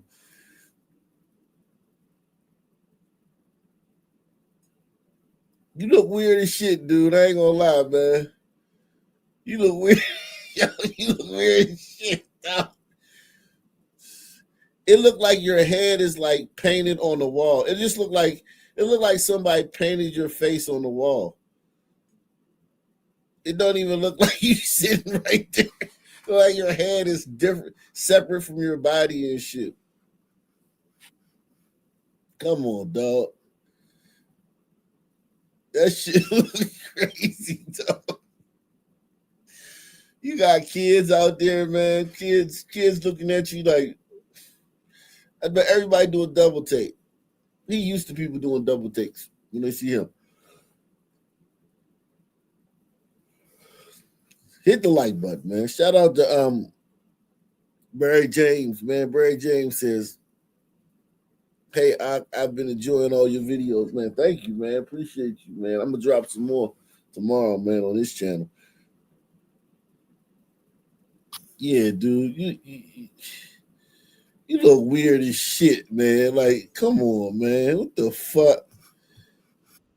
And he said he wanted to try it out. So I said, all right, well, we'll go down and we'll give it a shot. I love this gym. He trains all day. Like his life is boxing at this point. He had one leg out, one leg in, and he was like, Dad, I'm done, man. They wanted to put him in with everybody that was the best, you know?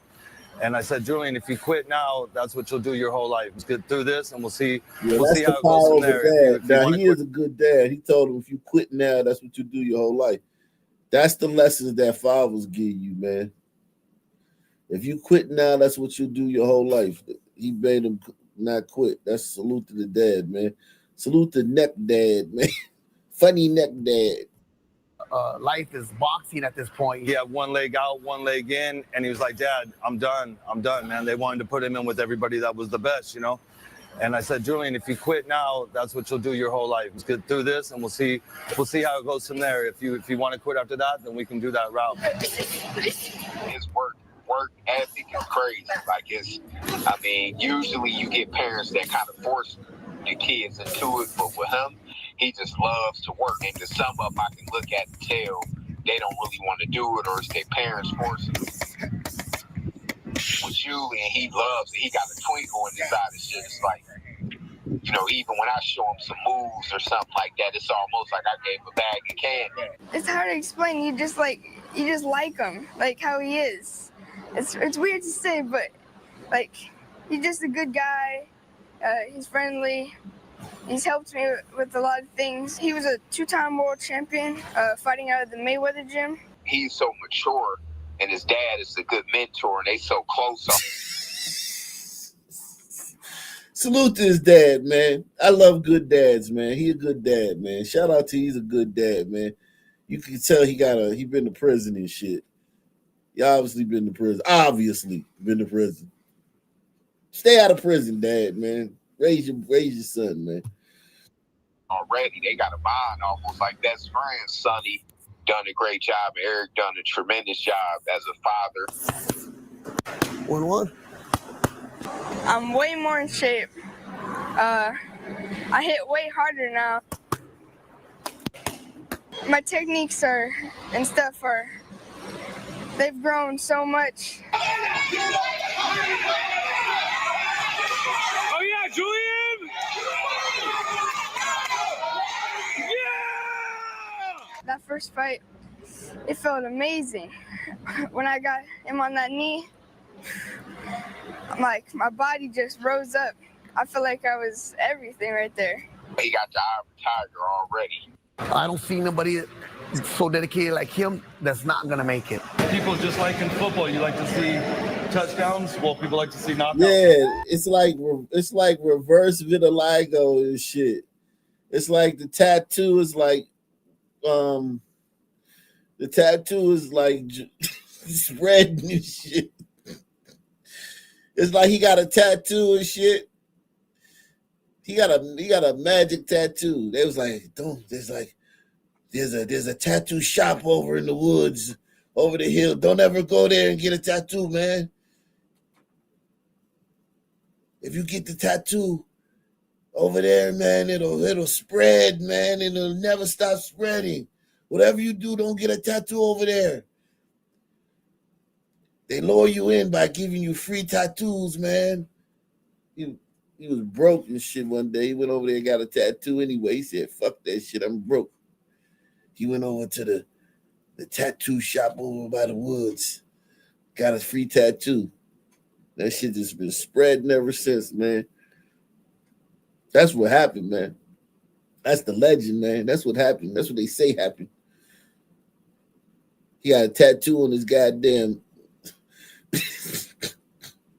He got a tattoo on his arm and shit. That shit just spread all over his body, man. It's a curse, man.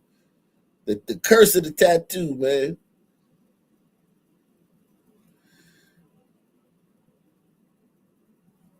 His son, though, man. His son got a bright future, man.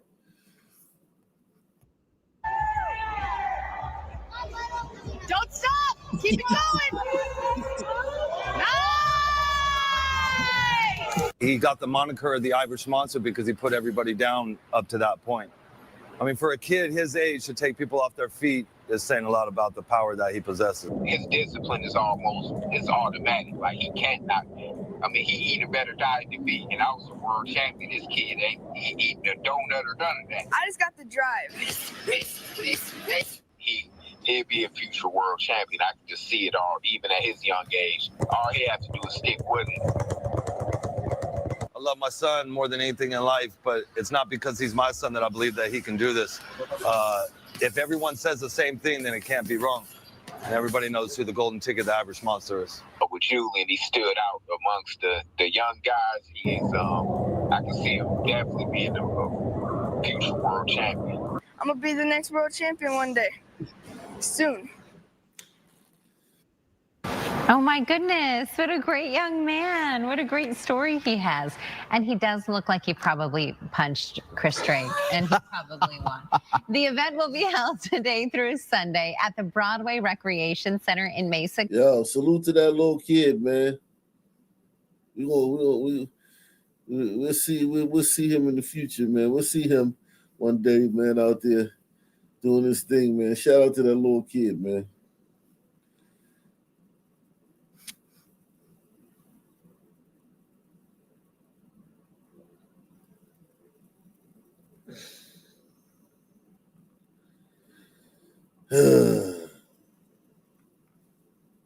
Let's see what's going on in Chicago, man.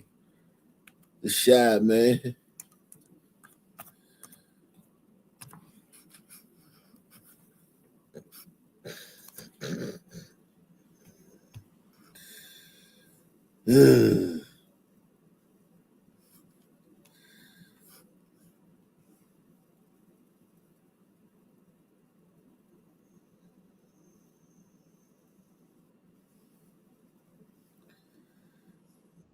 Houses along King Drive are now in the holiday spirit as the community group, My Block, My Hood, My City, hosted its annual Be a Part of the Light Christmas decorating event in Chicago neighborhoods. Oh, we're going to put those on the banners, right? Yeah. Barbara Martin wants everything to be perfect. It makes me feel good because, you know, a lot of times when you see this, it just brings joy, you know, to the Christmas spirit. She and other members of their chapter of the Order of the Eastern Star are among the hundreds of volunteers helping to put up Christmas decorations as a part of this year's Be a Part of the Light event. In its 8th year, the initiative by community group My Block, My Hood, My City hopes to spread joy and holiday spirit in often overlooked neighborhoods on the city's south side. So normally you go down King Drive, you see police car lights, you see helicopter lights. Today, you're gonna see holiday lights. The goal is to decorate over 500 homes along a stretch of King Drive from 35th to 115th Streets in communities like Chatham, Arbon Gresham, and Greater Grand Crossing. It's all done for free with the homeowner's permission. So niggas getting free, niggas getting free holiday lights, man.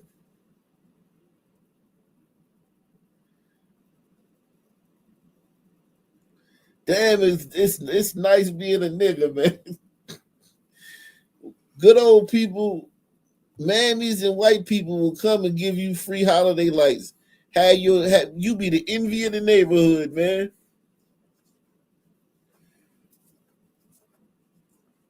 You be the envy of the neighborhood. People be like, damn, I like what you did. Greater Grand Crossing. It's all done for free with the homeowner's permission. It's all beautiful. I appreciate it so very, very much, and just proud to be a part. Volunteers come from all over the city to help. They get DEI LED lights. DEI LEDEI lights. Junior's Double Dutch team is here. It gives a chance to meet new people and become a part of a community that you're never a part of. Sisters Jennifer and Amy Bushko just wanted to give back. This organization actually helped our mother get her COVID vaccine. Yes. And ever since then, we've just supported it. Each group set out with a bin filled with holiday lights and decorations, determined to transform a community. When volunteers finish, many of them will come back here for community tree lighting and may even tour some of the houses that they decorated. They'll also be prepared for more volunteer work. They'll be out in the neighborhood shoveling snow when the next blast comes through the Niggas city. ain't even got to shovel their own snow. Jesus Christ.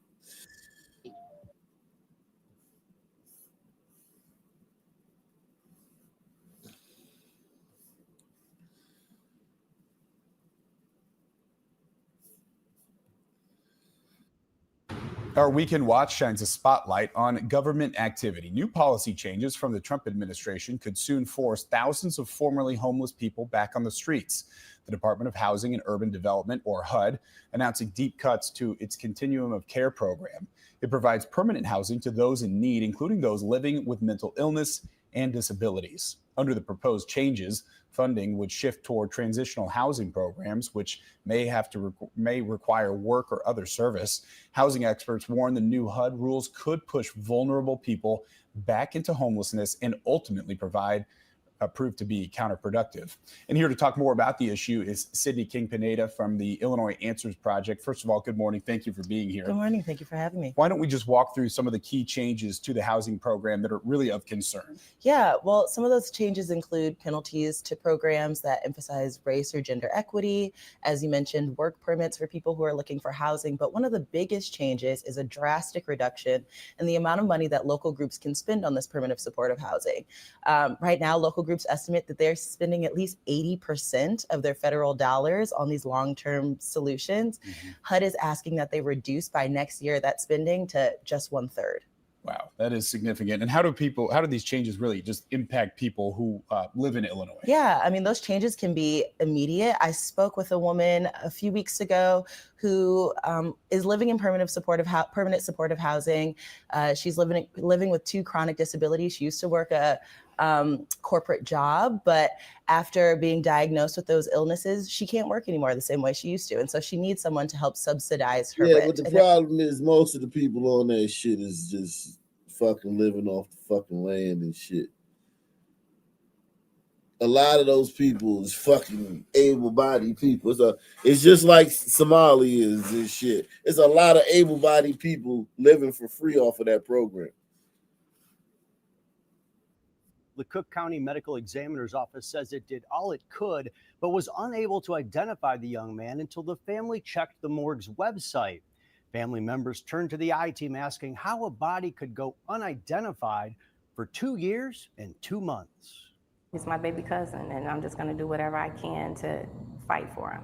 LaTanya Cole and her family say they're desperate for answers from the Cook County Medical Examiner's Office about 28-year-old Jermaine Richards. He had been there for 2 years and 2 months. What do you think about that? It's the disgrace is unacceptable. How could they keep a body for so long? Richards drowned in Lake Michigan in May of 2022, but wasn't identified until July of 2024. Richard's father says he was calling local police departments within weeks of not hearing from his son. When they came and told me about him,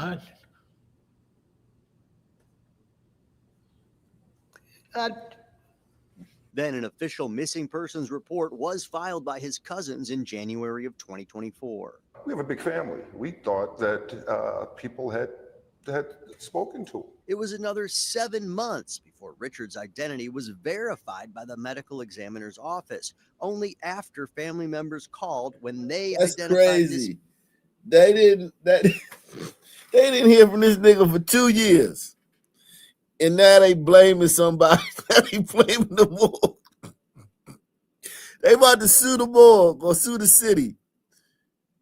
And they hadn't heard from him for 2 years. And it was just like, all right, I thought somebody had spoken to him. Filed by his cousins in January of 2024. We have a big family. We thought that people had spoken to him. We got a big fan. We thought people had spoken to him. Now he gonna be in a suit up on the podium and shit with Ben Crump talking about some. It's terrible what the city did to my beloved cousin. Like, come on, man. Y'all ain't fuck with that dude. Y'all ain't give a fuck. He probably couldn't call none of y'all and get $5. He probably couldn't get $5 from anybody in this fucking story. Press 1. It was another 7 months before Richard's identity was verified by the medical examiner's office, only after family members called when they identified this picture with a familiar tattoo on the ME's unidentified persons website. The ME's office says it does not have access to missing persons reports filed with police. We have so much AI and so much technology, how someone can sit so long. Tattoos, bone density, teeth, hair. The ME's office says Richard's body was discovered without any identification and was decomposing, and that city and state police immediately tried to take fingerprints but couldn't because of the decomposition. However, a DNA sample was submitted for testing, but the Illinois State Police lab says it didn't get that sample from Chicago police until November of 2023, more than a year and a half later. Chicago police not commenting on the case or that delay. That sample finally came back in May of 2024, inconclusive. The ME's office also says dental samples were uploaded to a national database weeks after Richards arrived, and that the FBI took fingerprints with enhanced methods a year after the body was there. You all feel like the medical examiner could have done more to inform you? Yes. But the family is asking why that collaboration with the FBI didn't happen sooner and why there was not a match since Richards was a TSA employee. The FBI only saying it does assist to identify remains upon request. It's unconscionable, and I just can't quite, I think about it daily. The I-team has uncovered 3 other similar complaints in recent years. My son did not deserve to be laying down in that morgue. Ruthie McKinney's son, Calvin Davis, sat in the morgue for 6 weeks, even though the family had been calling there. The ME blamed it on miscommunication, a name mix-up on a police report, and Davis not having an ID. McKinney filed this lawsuit. Part of it is about a fight to obtain a more detailed timeline about what happened while Davis was in the morgue. The county says it has provided the legally required redacted information and has filed a motion to dismiss. Richard's family and their attorney say they too may file a lawsuit. How do you keep a body for 813 days and not try to find anyone? Families are now getting one state legislator to draft a bill to be filed next year. Proponents say it would improve accountability by limiting the immunity of the medical examiner's office, making it easier for people to have civil recourse. The ME says people with missing loved ones should check its website and attend its annual Missing Persons Day event. Rob Sherrill, the ME, says it does treat people with dignity and respect and offered condolences. But of course, you can only imagine if that is your loved one sitting there, how it makes you feel.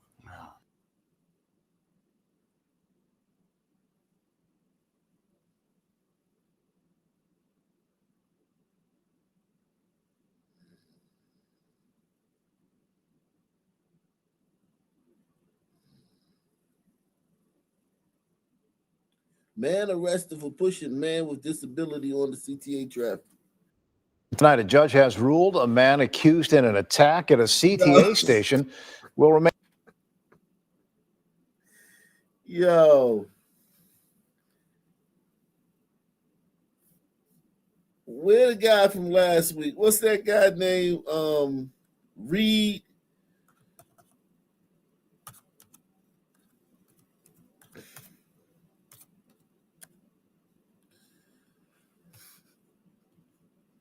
There you go. Yeah. Yo.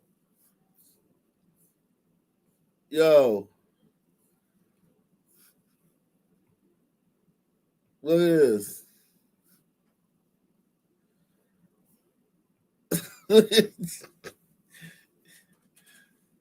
So that was last week or the week before, right?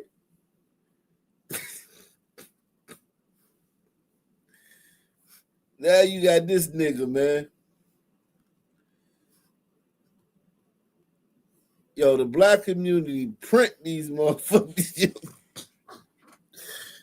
We printing these people. We like the mint, the U.S. Mint for a fucking weirdo fucking subway fucking guy. We just cranking them out.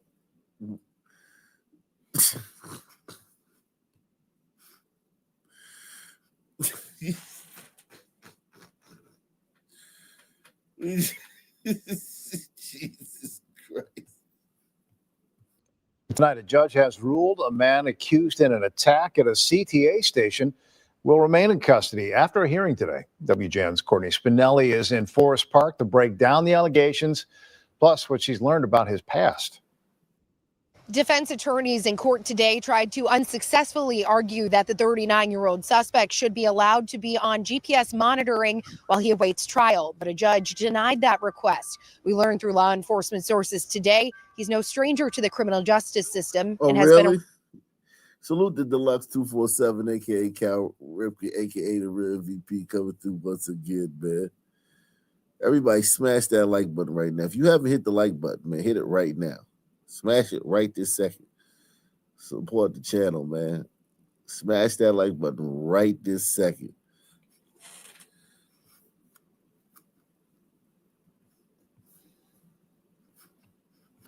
Arrested at least 41 times in Cook County.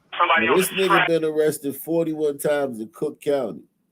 So they don't know how many times he's been arrested in other counties. But just in Cook County, he's been arrested 41 times. This nigga. The last thing I just showed you the other week, he'd been arrested 72 times.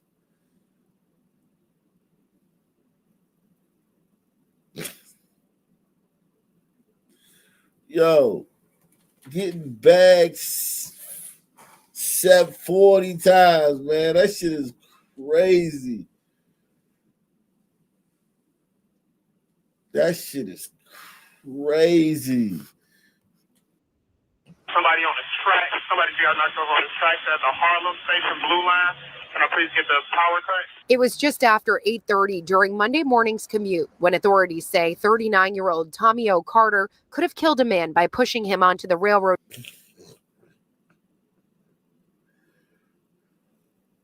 What color you think was the man he pushed on the subway track?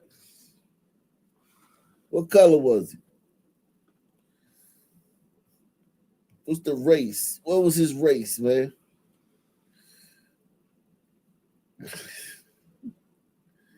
Yeah, you know this dude a faggot too. He loves jail. He a faggot.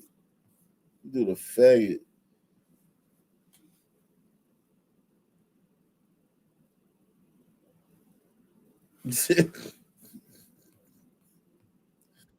Tracks at the Harlem Blue Line stop. Charged with attempted murder and aggravated battery on a peace officer, Carter faced a judge Wednesday in Maywood. During one of several outbursts, he tried to claim he was the victim, but the real victim, prosecutors say, is a 59-year-old man with intellectual disabilities. Prosecutors allege Carter kept demanding the victim give him $1, despite the man telling him he had none. After pushing the victim down once, prosecutors say Carter followed him, punched him in the head, and pushed him from behind onto the tracks. The victim nearly hit the third rail. Police say all of it was caught on surveillance cameras. Police say a conductor saw what happened and was able to stop the train with enough time. The victim suffered multiple fractures to his right knee and a fracture to his left knee. An incident report alleges Carter resisted arrest, spit on several officers, and threw a wet toilet paper roll and a wet t-shirt at them. His criminal history shows over a dozen cases filed in Cook County over the years and 7 felony convictions, including robbery, attempted robbery, and aggravated unlawful use of a weapon. At the time of Monday's attack, court records show he was on pretrial release, accused of criminal damage to a government-supported property in a case from October in Chicago. An arrest report shows he also spit on an officer and damaged a CPD squad car while being transferred to lockup. After the attack, the victim was transported to an area hospital for treatment. We have not received any other updates on his condition. As for the suspect, he's due back in court on December 19th. In Forest Park tonight, I'm Courtney Spinelli, WGN News. Wow.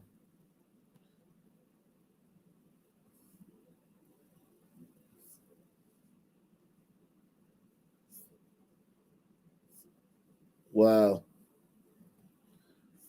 Um,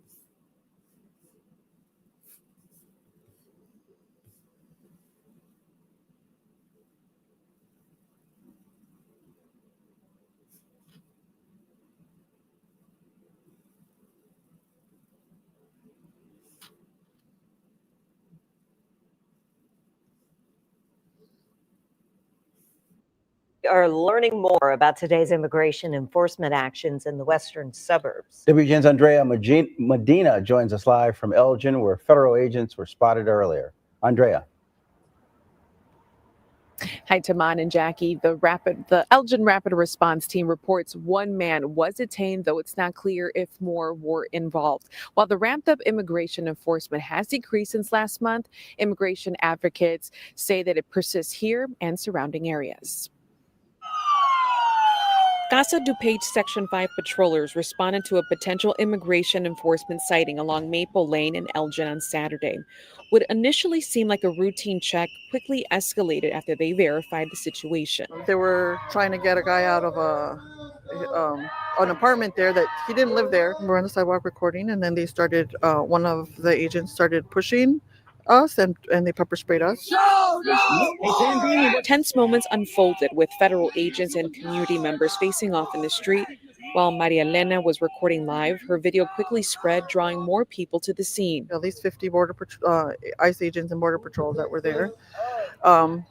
There was probably over 100 Elgin residents that ended up showing up. But they did tear gas us 3 times.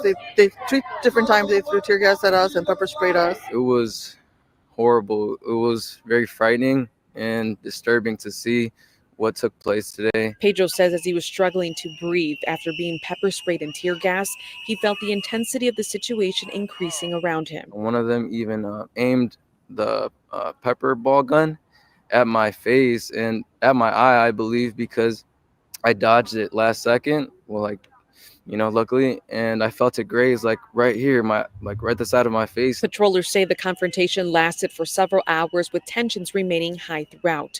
Elgin police say just after 9 this morning, a federal agent contacted them to report a crash in the 1600 block of West Highland Avenue. Police say the agent told officers they were in the middle of enforcement activities when the crash happened. They also reported that another person involved in the crash fled the scene, believed to have run toward Maple Lane. Then at around 10 a.m., police say they got another call about a suspicious incident in the 1600 block of Maple Lane. The caller reported masked subjects on their property, claiming they had a warrant. When Elgin officers arrived, they determined it was federal law enforcement agents. Just after noon, police say they got multiple callers reporting shots fired in that same Maple Lane area, again involving federal agents. Officers responded and confirmed no gunfire had occurred. What they did find was that federal agents had dispersed chemical irritants as part of their operation. Police and fire crews provided medical aid to 7 people exposed to those chemicals.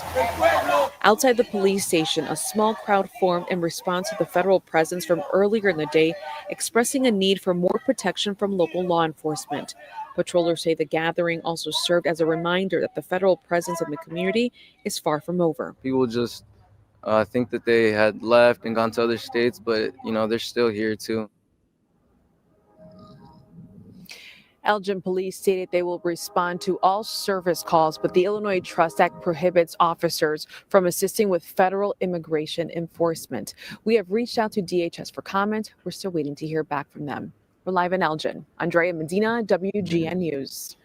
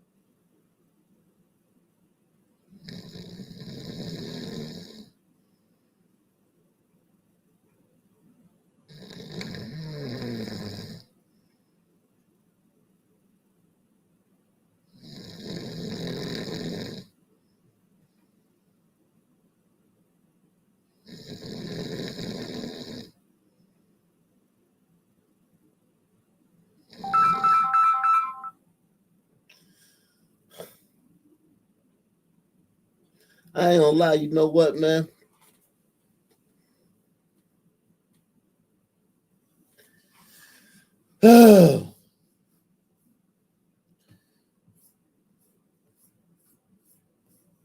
I'm still in it though, y'all. Don't go away. Don't worry. I'm still in it. I'm still in it.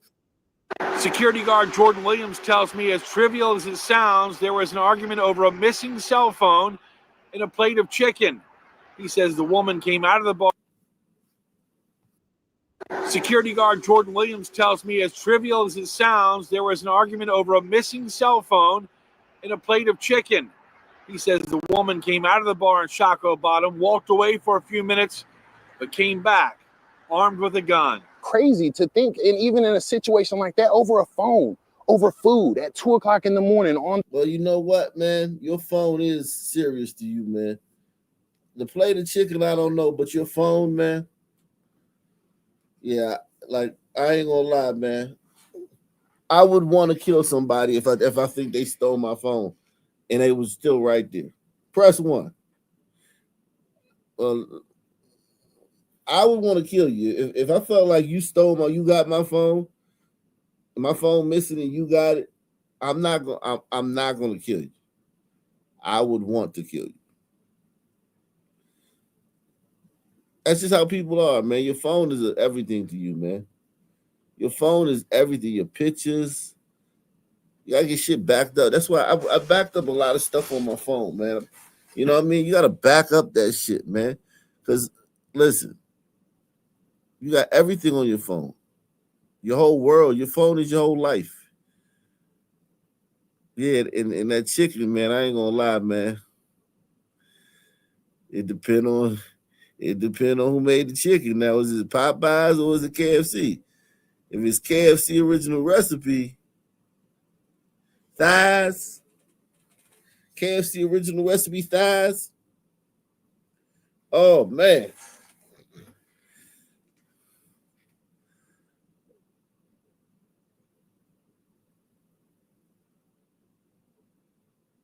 Yeah, I'm serious about my chicken too, man. I'm a KFC man.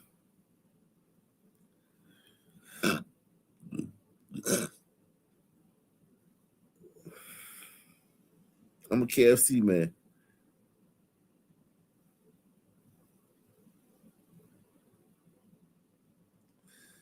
Nah, original recipe, man. Original recipe, bro. Thanksgiving, you thought it would be a good idea for you to walk back to your car, get a firearm, and come back and solve problems that way. And without saying a word, you just raised your gun. What did you think was going to happen? It was beyond reckless. On surveillance video, seen stumbling and zigzagging toward the Stadium Club in Shockoe Bottom in the early morning hours of Black Friday, security guard and soon-to-be father of 4, Jordan Williams, was on high alert. She's got to the bar that's adjacent to us. And at that point, I can positively identify that's the same girl that we had a problem with a minute ago. And I could positively identify that she had a firearm in her hand. So I drew my firearm at that time and had her at gunpoint and said, "Hey, what are you doing? Stop moving. What are you doing? Put that."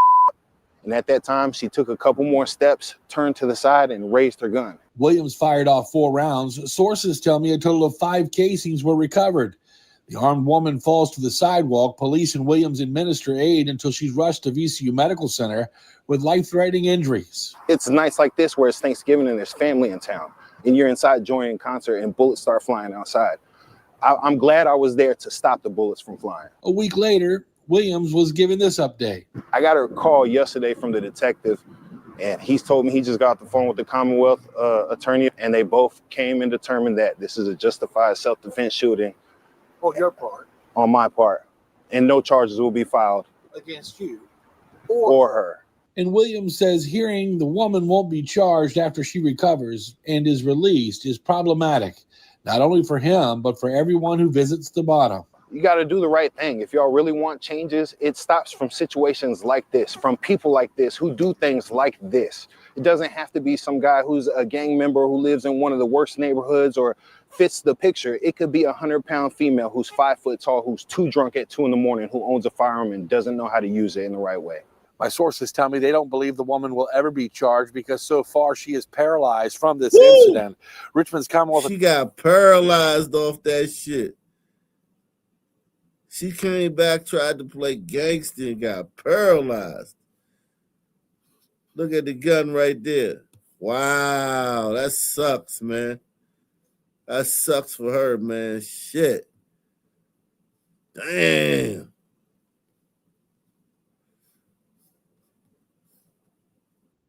Five casings were recovered. The armed woman falls to the sidewalk. Police and Williams administer aid until she's rushed to VCU Medical Center with life-threatening injuries. It's nights like this where it's Thanksgiving and there's family in town. Wow.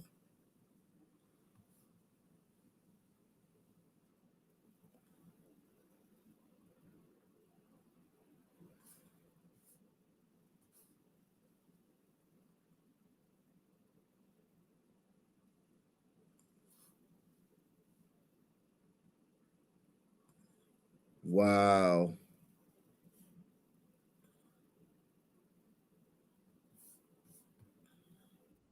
Well, gripping testimony in the courtroom as the stepfather of 11-year-old Brandon Dominguez Chavarria took the stand today. And thank you so much for joining us live at 6. I'm Trisha Keene. And I'm Abel Garcia. Brandon was shot and killed during a Henderson road rage incident just last month. And the man accused of killing Brandon was also back in front of a Henderson judge. And reporter Shelley Leggett was there and has all of the details of what happened in court today. We went into this hearing not knowing what was going to happen, but shocking new details and eyewitness testimony gave an insight into what led up to that deadly incident last month. And for the first time, we're hearing from the second driver, Valente Ayala, the victim's stepfather. 22-year-old Tyler Matthew Johns was back in Henderson court today for a preliminary hearing. He's charged with murder after investigators say he fired into a vehicle on the 215 Beltway on November 14th, killing 11-year-old Brandon Dominguez Chavarria, who was on his way to school. During today's hearing, the judge was presented evidence and heard from several witnesses. Doyle Miller. All of a sudden, I heard pop, and I looked at my wife and I said, that was a gunshot, and then I heard a crash. Russell Kleiss. Right past the Gibson off-ramp, that's when the two lanes were starting to merge. I noticed the vehicle, the blue vehicle, kind of angled in a way that it looked like it was going to eventually try to get into that farthest right lane. Officer Luke Doty, the first officer on the scene, who got visibly emotional on the stand after describing seeing Dominguez Chavarria in the back seat of his stepfather's SUV. So the door was left open by the stepfather. As I approached the vehicle, I noticed there was somebody sitting in that rear left seat of this SUV. Can't call it color. It was dark color.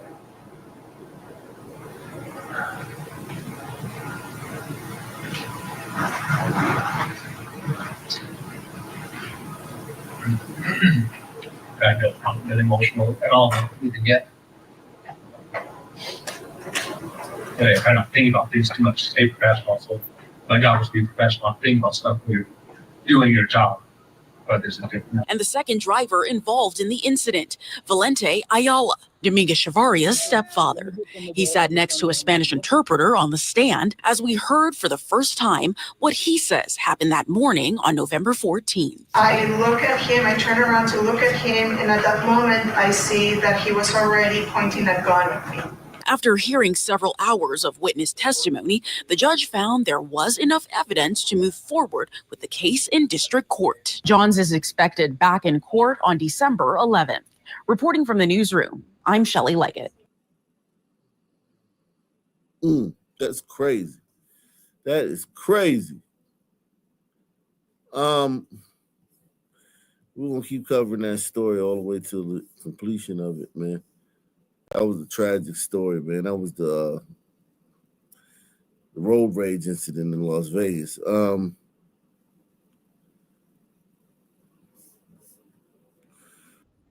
first time we're hearing from the family of the man shot several times at Phil's Cash Saver Wednesday. 61-year-old Michael Casper was shot 8 times. Police shot and killed the suspect, 28-year-old Juan Melgar Ayala, in a gas station shootout later that same day.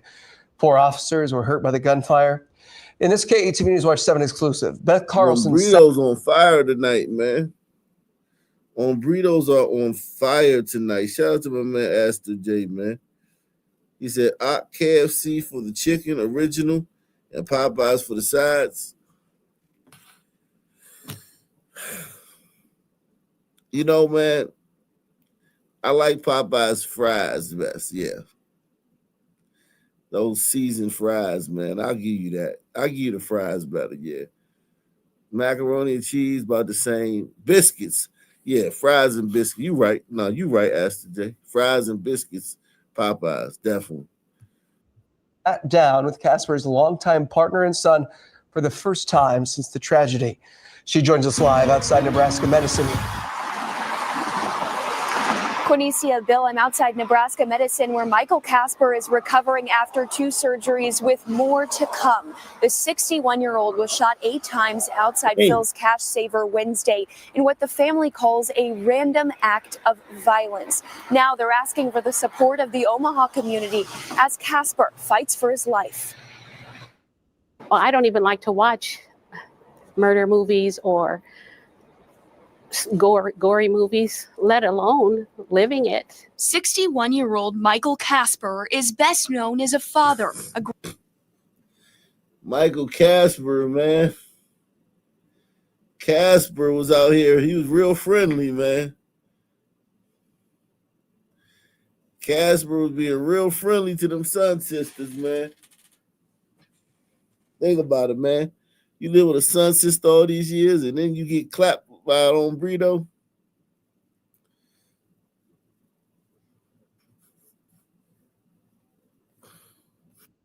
Let alone living it. 61-year-old Michael Casper is best known as a father, a grandfather, and as a caring person to all. Just ask his son. No, he's a fighter. Like I said, he would help anybody out. If there was somebody broke down outside right now, he'd pull over and try to help them out the best he could. Ronette Goodwin and Casper have been together over 15 years and live together in Omaha. Wednesday, he went to the store for milk and eggs. Regular day, he was asking, what are we going to have for dinner? Less than an hour later, Goodwin received a phone call she never expected. Well, I want to inform you, I'm with Michael, and he's been shot multiple times. And of course, my mind was like, what?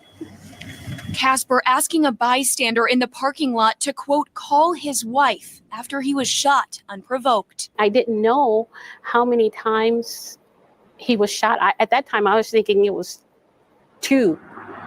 It wasn't until hours later that surgeons at Nebraska Medicine told her Casper had been shot 8 times. He's been shot all over the place, all over his lower, his hand, arm, groin, his legs, his foot, and he's struggling for his life.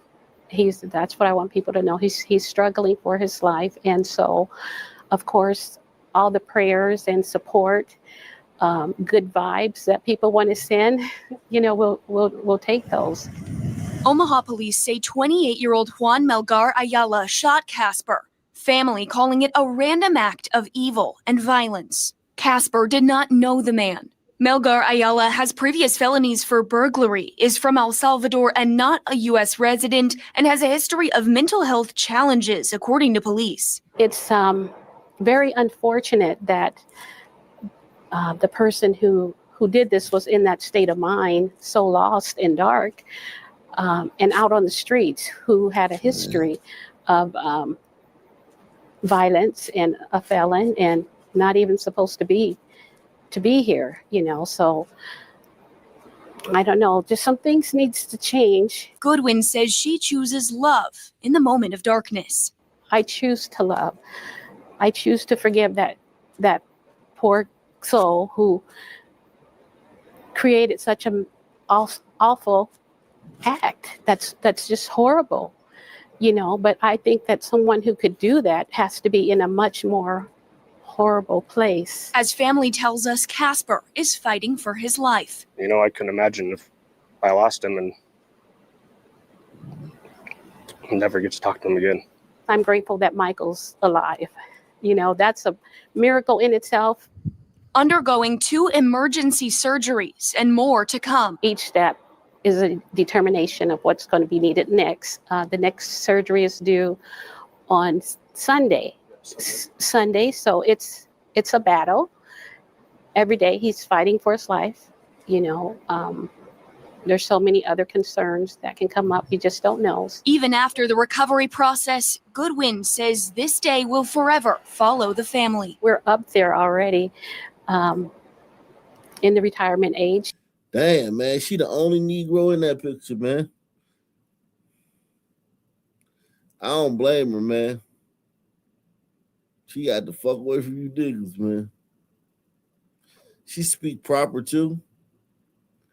She speak that good English, man.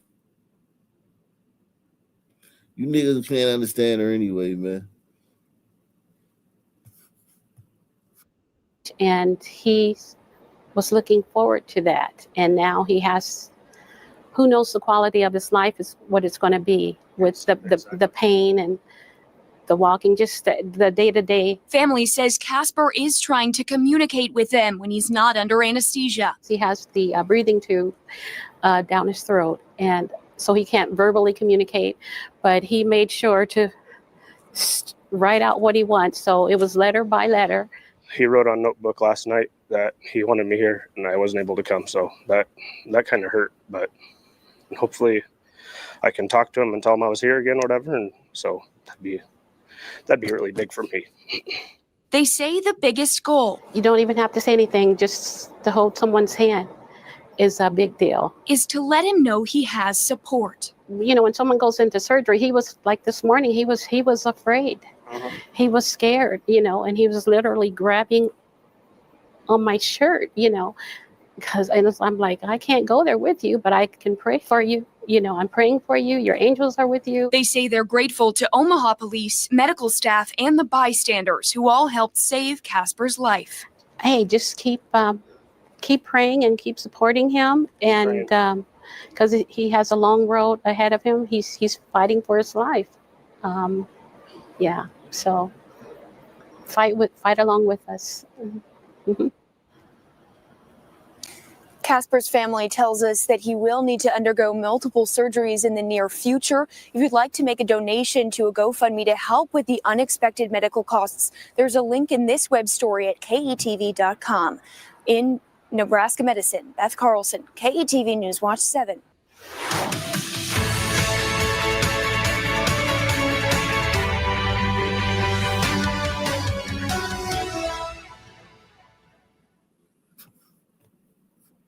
In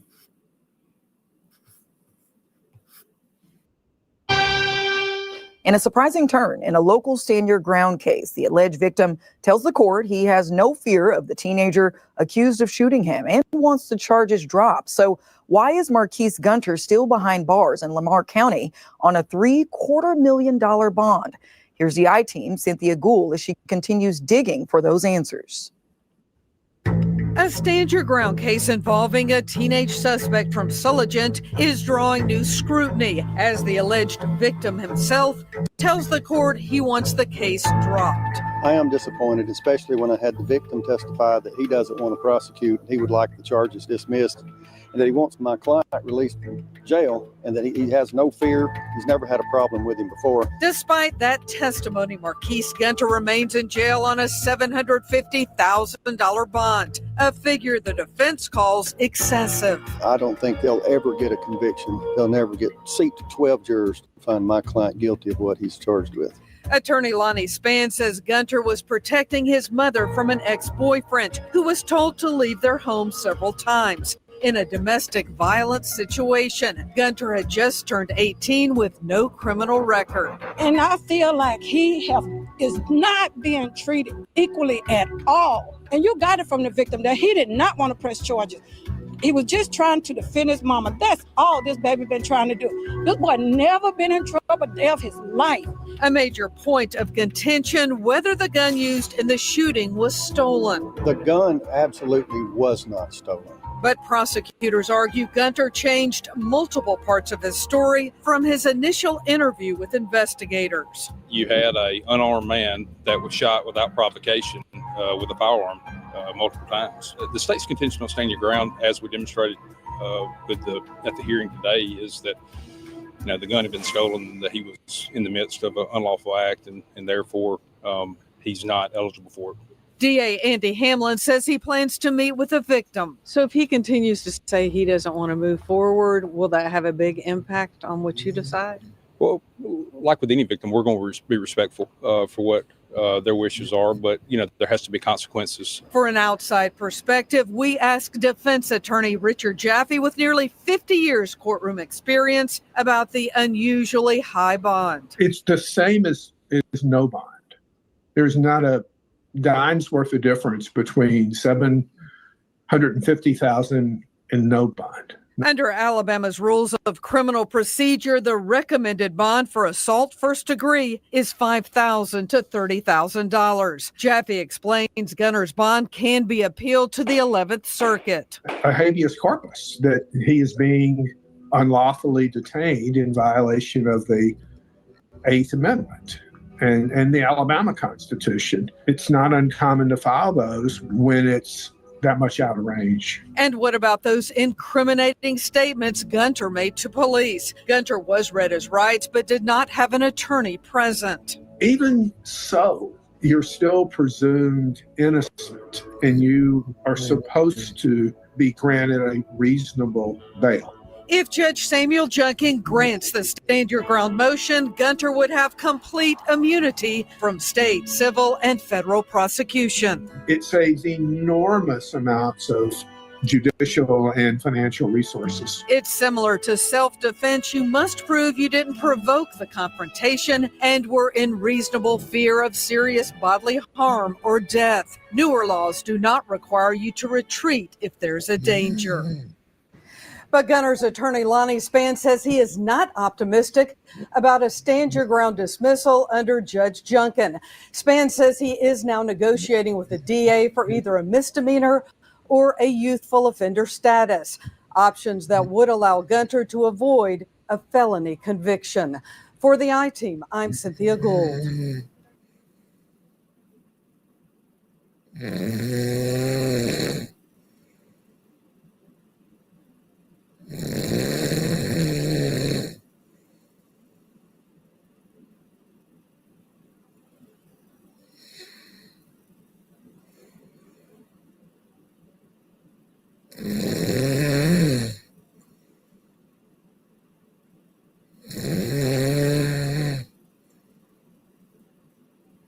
You boy.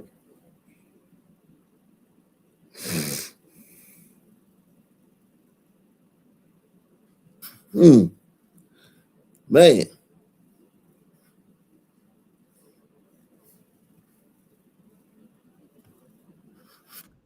Tonight, we are hearing from the property owner of the Lucille Avenue building where the child's birthday party was held. He did not want to be identified, but is shedding light on how that location was being used. KCRA3's Denton Cortez reports. I own this since 2018. We never had any single incident or anything like, bad. As the manhunt continues for last weekend's suspects in the deadly mass shooting, the property owner of the parcel where this all unfolded is speaking with KCRA for the first time. I had a phone call from my tenants that, there is a lot of cars around right here. The mass shooting that took the lives of 4 people and injured more than a dozen others, happening near Lucille Avenue, where more than 100 people were celebrating a child's second birthday party. The property owner telling KCRA that the original leasing intent was not being used how it was supposed to. This property is not zoned for or approved for the banquet hall or party hall. That was illegal. He tells KCRA News that the area was originally leased for office space and video creative purposes to Willie Collins of Monkey Space. Even I learned after all this happened that there is some business like this running on my property. How long has he been leasing from you for? No, it's just a new lease. Maybe 4 or 5 months, 5 months. Okay, so relatively new. 5, 6 months, yeah, that's it. San Joaquin County telling KCRA3 that it never received a request to operate a business at the location. Although Collins disputing that claim, saying he applied as a nonprofit through the county. Were you aware if he put in as a nonprofit at all? Or not really. When you search the Lucille Avenue address, Monkey Space appears at that location on Google Maps. It kind of poses the question. I mean, how often are you coming out to check the properties? Or are you trying to? I come at least twice a month. Twice a month. And we did ask the property owner if we could take a look inside. He did decline, but tells us everything remains the same from that frightful night. In Stockton, Denzel Cortez, KCRA 3 News. And as Denzen just reported, Willie Collins with Monkey Space is disputing San Joaquin County's claim it never received a request to operate a business at that location. Collins says in early July, he submitted a business application to the city of Stockton. The city does not have jurisdiction over the property. The county does. He says when he realized the mistake, he applied as a nonprofit through the county, even getting confirmation in October the application was received. We've reached out to San Joaquin County for a response on this. We have not heard back just yet. We do want to point out there's no indication Monkey Space has any ties to anyone involved with the shooting or is under investigation by law enforcement.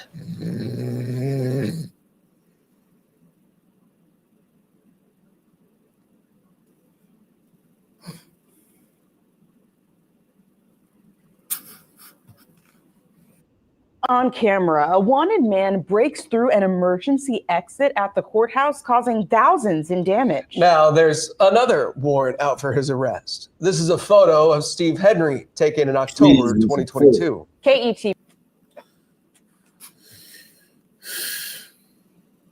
You said I'm about to fall over. I don't know. Nah, I just, you know what happened? Right, like, my kids, they usually go over the daytime to the grandmother's house. You know, go over the great. This past week, it been snowing up in Pennsylvania. So I had my kids all day. And then they just kept staying. They kids said, Daddy, we want to stay with you. I let them watch TV and shit and just do whatever the hell they want to do, right? So they were like, we want to stay with you, Daddy. So they've been with me 6 days straight. This is the 6th straight day they've been with me during the day. I got them in the evening. I got them on the weekends, but this has been the 6th straight day I had them. Them little people wore me out, man. I ain't gonna lie, man. They wore me out. And doing this shit, I did sleep with my CPAP for 3 hours last night. I slept with my CPAP for 3 hours last night. That's why I didn't fall over. That's the reason I didn't fall over. That's the reason I've been able to keep going, because I got 3 hours in my CPAP last night. I want to get some time tonight with it too, man. But yeah, man, we gonna keep it going, man. We still moving forward, man. We still keeping it going, man. Yeah, man. Them kids, my son, he running up the stairs. My daughter, she doing what she do. I'm telling you, man.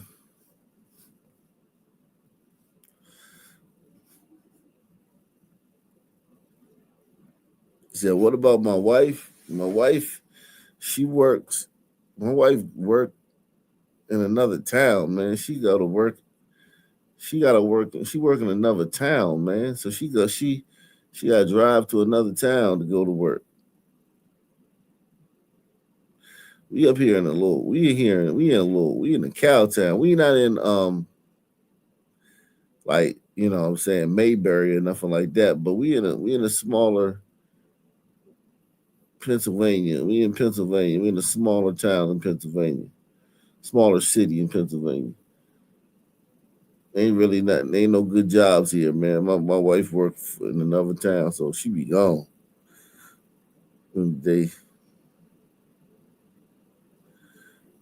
Ain't no good jobs here in this place, in this town. Warehouse and shit like that. Target, shit like that.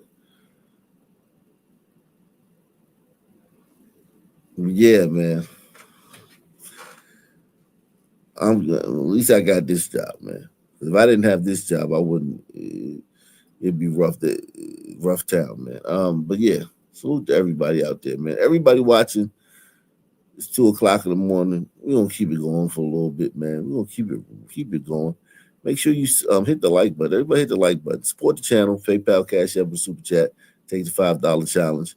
We're gonna keep it going a little bit more. Did we say New York? Didn't I say New York? Did I say New York earlier? I feel like I said New York.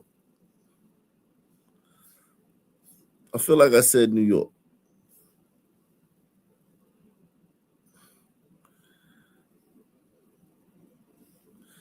I feel like I said we was gonna go to New York. Let's see what's going on in New York. Yeah, man. It's been rough, man, Jack. Well, oof. I'm telling you, I'm trying to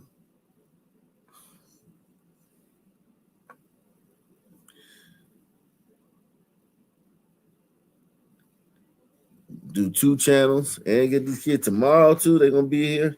My kids, we're gonna tomorrow. Sunday, I gotta, drop some content tomorrow. So I gotta edit them videos while I'm watching them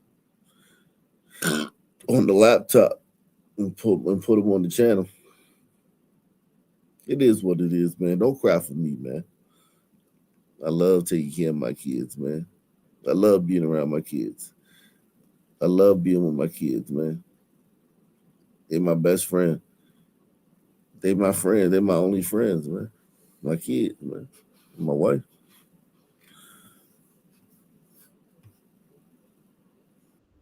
Conviction. In this episode of Crime in the City, the attack on an NYU student is caught on camera, and suspected CEO killer Luigi Mangione is back in court. Plus, they have no respect. They were all messed up. A car meetup turns into chaos. Right now, Fox 5's Crime in the City. For our first story this week, we begin on Broadway, where an attack on an NYU student was caught on camera. James Rizzo, the 45-year-old suspect in this case, is no stranger to the law. The man accused of assaulting an NYU student pleading not guilty in the attack. But now we're learning that 20-year-old may not have been his first victim. Jessica Formosa, what do you know? Yo, is that the motherfucker that do the game? Is that Kurt Menefee? Is this the motherfucker who does the football game? Fox on Fox used to do the game. Howie Long and all them, Terry Bradshaw. He looked like him. Anyway, salute to you, Barry James, man. He says, God bless you and your family. Appreciate that, man. God bless you and your family as well, man. Jeez.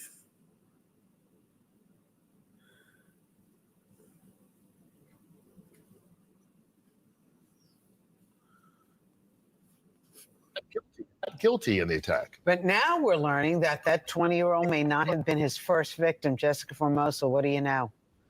Kurt and Rosanna, that is right. The suspect, James Rizzo, has a long rap sheet. Police say he has 16 prior arrests. Late last night, he faced a judge. We've learned the suspect was released from state prison in September, out on parole after serving 2 years on a conviction for persistent sexual abuse. Police say he is a serial offender.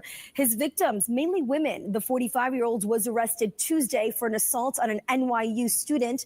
The attack was caught on camera and has since gone viral. According to the NYPD, Rizzo came up behind his victim on Monday morning in Greenwich Village, slapped her head and her behind, pulled her hair before throwing her to the ground and running off.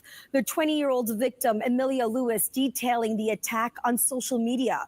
Rizzo was charged with persistent sexual abuse, forcible touching, and assault in that case. Now, but we have learned days prior to his latest attack, the suspect may have assaulted another woman, 68-year-old Diana Barzell. Police say it happened on Thanksgiving Day. The victim was walking along Fifth Avenue with her sister-in-law on her way back from... Split her shit to the white meat. God damn, he split her forehead open.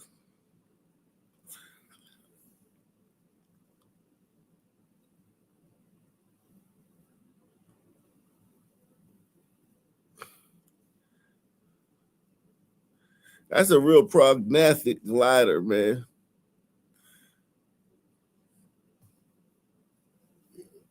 He got a sloped prefrontal cortex. This glider don't have a prefrontal cortex either, man.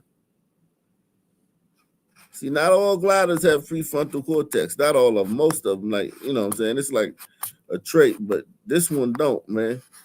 He one of the gliders that don't got a prefrontal cortex, man. It's small. It's not big, man. Pause. No homo.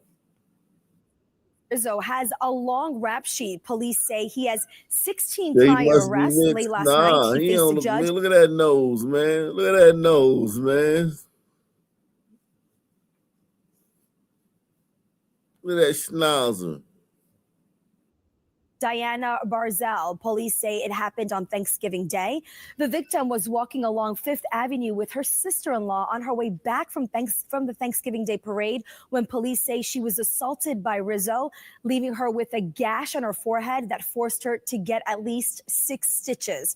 On Tuesday, when he was picked up by police, authorities say Rizzo had burglarized a building near Washington Square Park. You're about to hear from Diane detailing her attack. She says the suspect came out of nowhere, got in her face, and started yelling.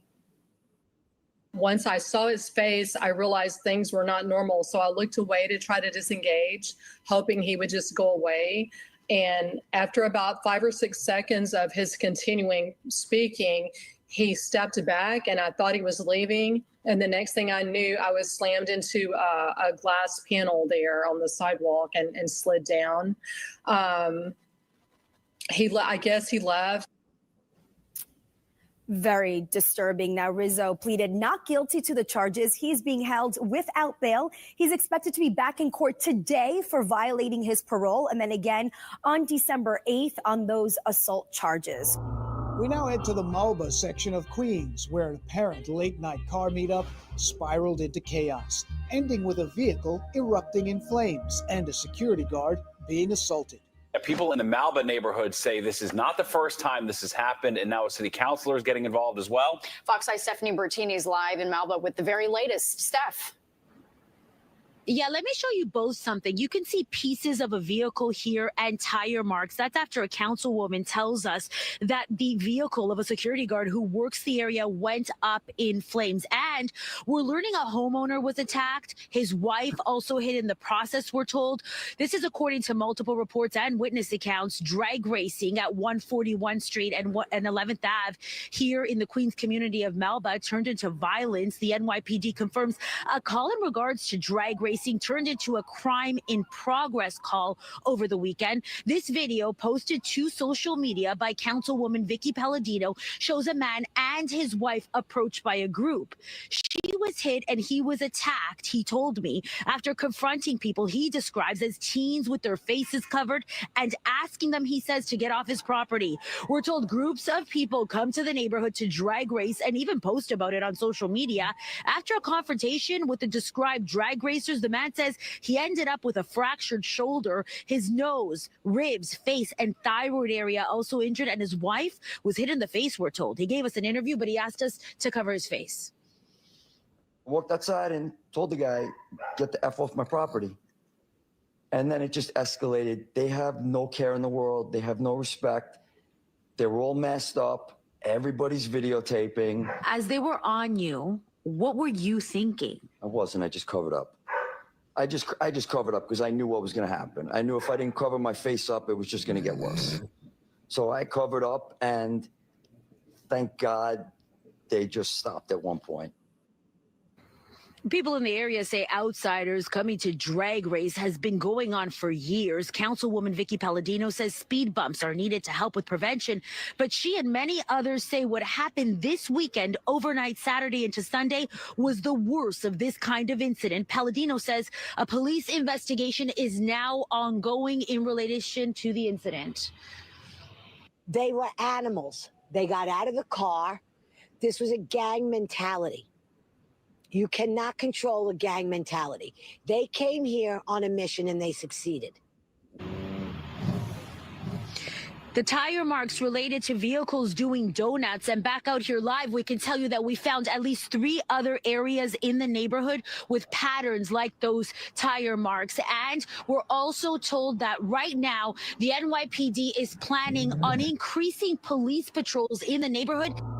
Down in Lower Manhattan, Luigi Mangione, the suspected killer of United Healthcare CEO Brian Thompson, appeared in court 1 year after the murder.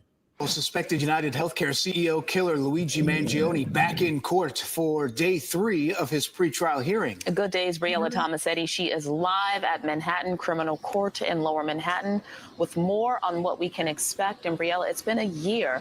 There's been a lot of interest in Mangione, but it's been a year since the Thompson family had their loved one gunned down. Yeah, Tashani and Dan, good morning. Today marks exactly 1 year since prosecutors say 27-year-old Luigi Mangione ambushed and gunned down United Healthcare CEO Brian Thompson in Midtown Manhattan. And today, the 27-year-old is due back in criminal court. It marks the third day of a multi-day hearing that started on Monday and could very well go through next week. Mangione has pleaded not guilty to 9 state counts as well as 4 separate federal charges, which come with the possibility of the death penalty. Before the state trial gets underway, the court must review evidence collection and evaluate Mangione's statements. Earlier this week, Judge Gregory Caro began to hear testimony that will help him decide whether police had a legal right to obtain physical evidence, including a notebook and the gun found in Mangione's backpack. The defense wants that evidence thrown out since police in Pennsylvania did not have a search warrant and questioned Mangione for about 17 minutes before he was read his Miranda rights and taken into custody at a local McDonald's. This week's hearing applies only to the state case, but it is giving the public a preview of some testimony, video, 911 calls, and other records relevant to both cases. It's not immediately clear what witnesses or evidence will be expected today, but prosecutors may call as many as 28 witnesses altogether. They've maintained that police were justified in searching Mangione's backpack to ensure there was nothing dangerous inside and said his statements to officers were voluntary and made before he was placed under arrest. Mangione's defense team already scored a pretty big win back in September when they had state terrorism charges thrown out. They say that unconstitutional police conduct threatens his right to a fair trial. Now, we could see a possible ruling this week, either today, tomorrow, or next week, which is a lot more likely. That ruling could also come in written form, considering this is such a high-profile case that is under intense public scrutiny. Up in Times Square, a man was set on fire in the early morning inside the busy subway station. And we go to breaking news this morning. A man is recovering after being set on fire on the subway in Times Square. Police were called to the 123 subway station at West 42nd Street and 7th Avenue just after 3 o'clock this morning. They found the 55-year-old victim on the platform with burns on his legs. The victim says that it happened on board a subway train. A victim was hospitalized in stable condition. Police are looking for a man suspected in the attack, and an investigation is ongoing. And staying inside that same subway station, another chaotic incident. 2 men are currently in custody for allegedly firing a gun there. Breaking news in Midtown. Shots fired inside the Times Square subway station. Police say it happened on the mezzanine of the ACE lines just before 8:30 tonight. No one was hit. 2 men are now in custody for allegedly firing that gun. And finally, we leave the city for Long Island, where prosecutors say a porch pirate scheme systematically stole electronics from residents using insider FedEx tracking data. A bust just in time for the holiday shopping season. An international theft ring brought down on Long Island. Welcome back. I'm Steve Lacey. And I'm Natasha Verma. These are not your average porch pirates. Prosecutors say a network of runners were given FedEx tracking information to help them steal boxes moments after they got delivered. All right, Fox 5's Arthur Chen has a look at the sophisticated crime ring. That's awful, because I get a lot of deliveries. The efficiency of these alleged porch pirates seemed uncanny. Over a 2-year investigation, there were times it seemed like they were waiting for the FedEx delivery person to arrive. And just their luck, across more than 30 towns in Suffolk County, they seemed to only be there for cell phones being delivered or other expensive electronics. The coincidence raised eyebrows. We saw clearly a pattern developing with the cell phones, so we decided to investigate that pattern. On Monday, the Suffolk County DA's office announced the takedown of a sophisticated porch pirate ring. 14 defendants indicted, the ringleader from the Bronx, where the stolen phones from Suffolk County would allegedly end up, then to be resold on the black market, domestically and internationally. They had the logical ability to unlock the phones and utilize them either as internet devices or communication devices or both. While authorities have now charged 14 people as part of this sophisticated ring, they say they are still working on rooting out how it is that the group came by such insider information from FedEx, the tracking information of these electronics. And for that reason, they say more arrests could be on the way. Those we spoke with in Suffolk County are relieved to hear a warning shot being fired at Porch Pirates.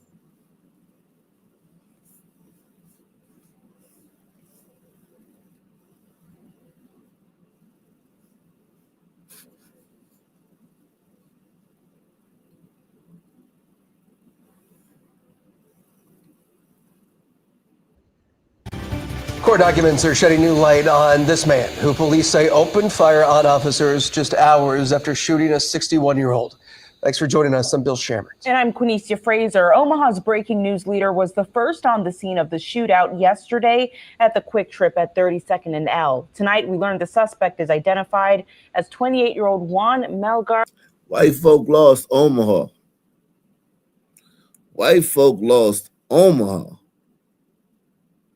How do you look yourself in the mirror, white Ben? Y'all lost Omaha. A stronghold. Omaha was a stronghold. Y'all lost Omaha.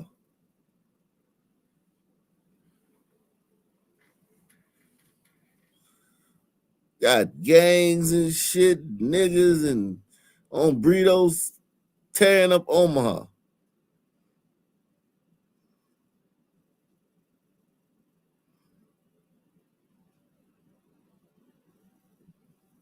Man. Ayala. Police say he first shot Michael Casper multiple times near 30th and Ames. Casper is still in the hospital. A motive for that shooting is not known yet. Officers say Ayala then opened fire after being confronted at the gas station and died in the exchange of gunfire. We are bringing you all of the new information tonight. First, KETV News Watch 7.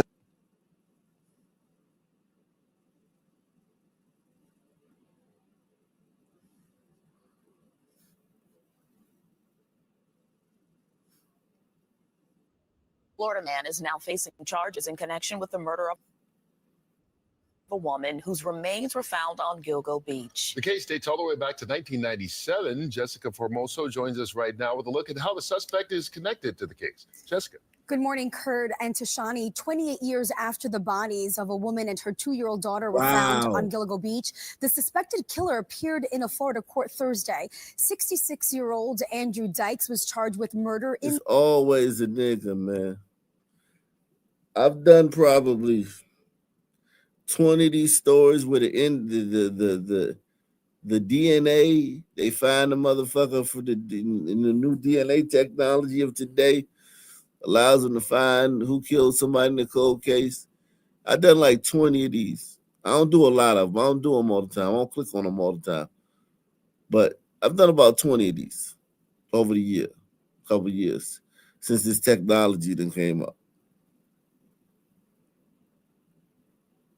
And 15 of them been niggas that killed the person. This shit is scary, dog.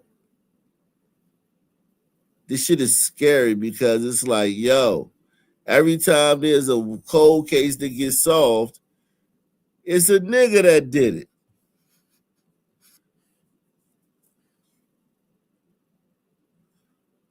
Think about that.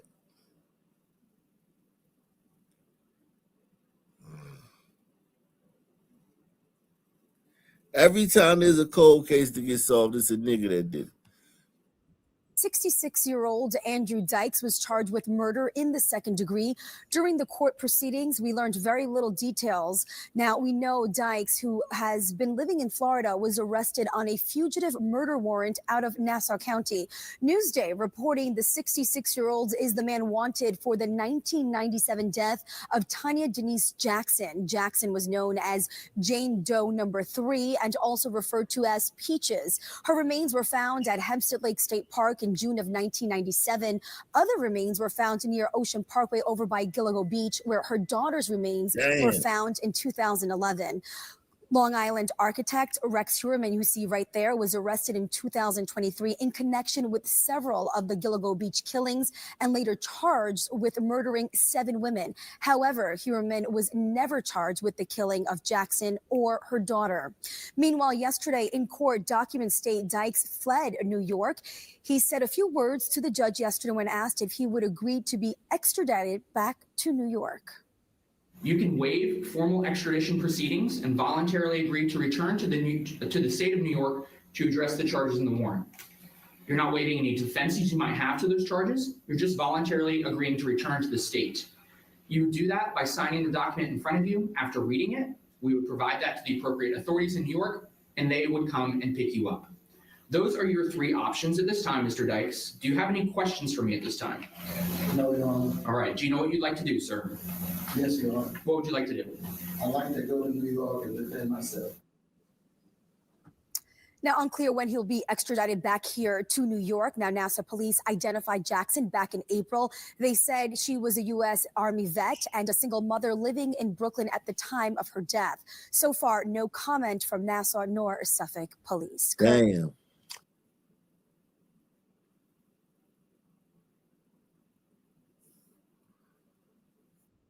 I don't like the words you choose. I don't know where you learned them. You're certainly showing no respect for the court. You're showing no respect for the victims in this case, or anybody involved. No respect for God. Did I cut you off? Did I cut you off? Why are you cutting me off? I let you speak. It's over. Are you going to let me speak? A judge there not holding back after he was interrupted while speaking at a sentencing hearing today. This happened in Schenectady County. Anthony Lewis, he was sentenced to life in prison without the possibility of parole. He's been convicted of killing his mother as well as his stepfather. And Lewis, well, he didn't hold back when the judge gave him permission to speak. He didn't hold back even when the judge didn't give him permission. Get your trip everywhere. I'm not about to fight in prison. I'm not going to die in prison to the grace of God. Whether he likes it or not, Anthony Lewis will spend the rest of his life behind bars. Convicted for the murders of his mother and stepfather in Rotterdam, Lewis's day to be sentenced in court finally arrived. I am going to go forward and sentence you. I know you don't care what I sentence you to.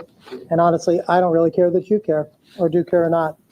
On count 1, murder in the first degree, I'm going to sentence you to life in prison without the possibility of parole. This isn't Lewis's first trip into the courtroom. He first went on trial for murder back in April for stabbing his mother and stepfather, Kathy and Bob Guillaume, to death inside their home back in July of 2023. Something he doesn't deny. So she had a baby with a nigga, and then this white dude, she had a baby with a nigga and then married another white dude.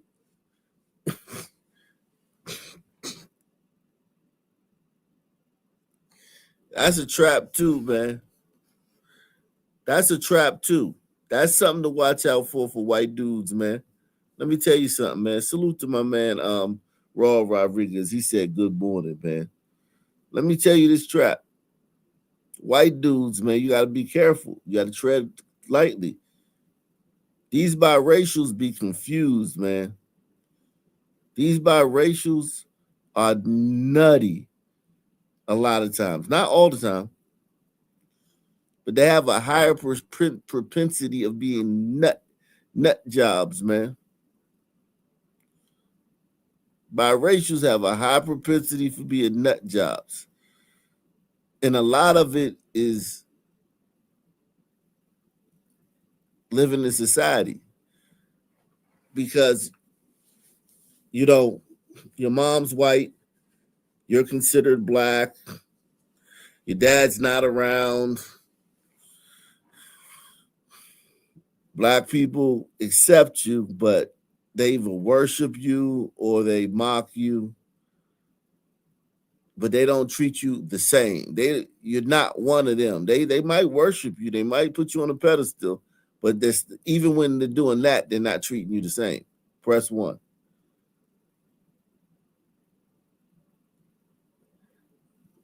And then white people are like, just from their the one drop rule. White people aren't even mean to you if you're biracial.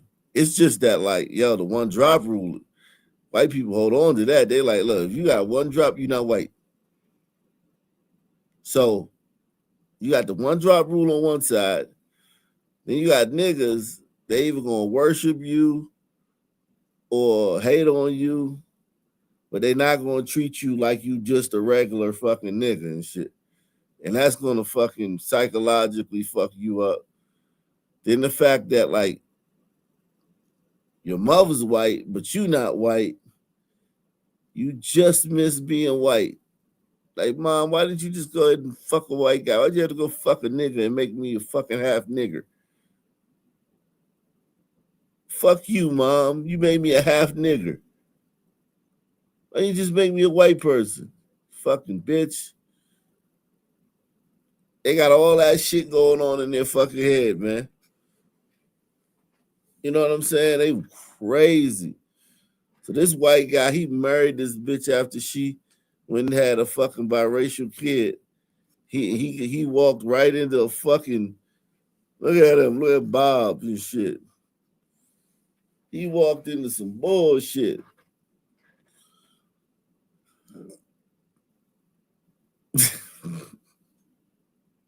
Fuck.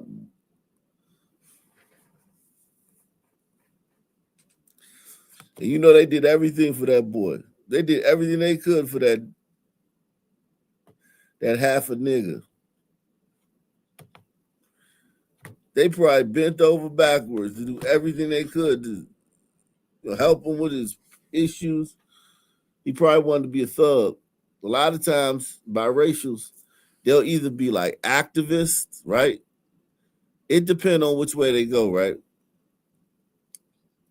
So when you want to, like, stamp your blackness, or you want to prove your blackness,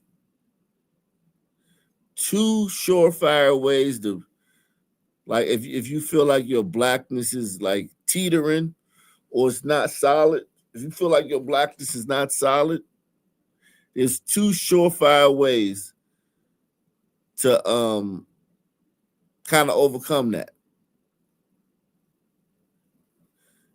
And, you know,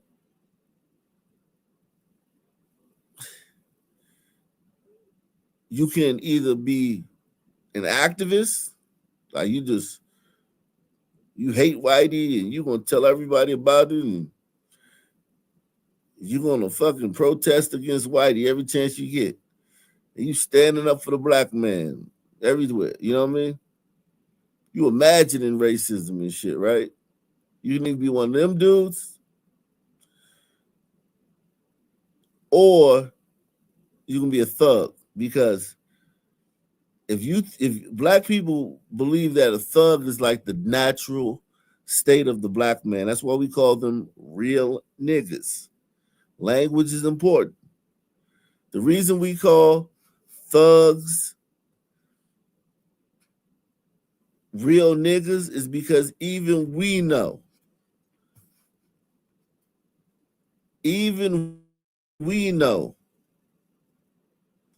that the natural state of the black man is a fucking thug.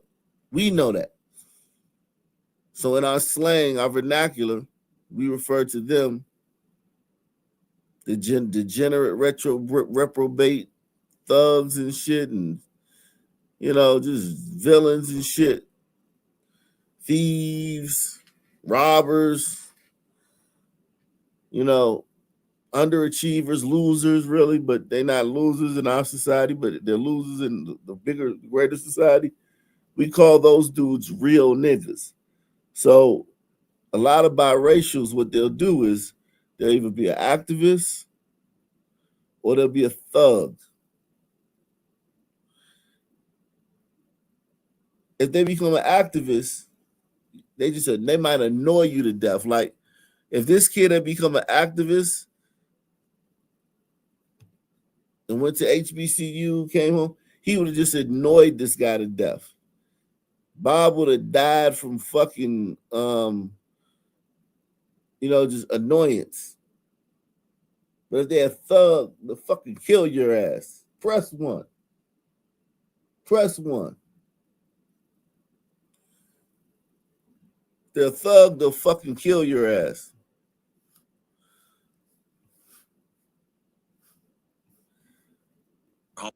Home back. In prison without the possibility of parole. This isn't Lewis's first trip into the courtroom.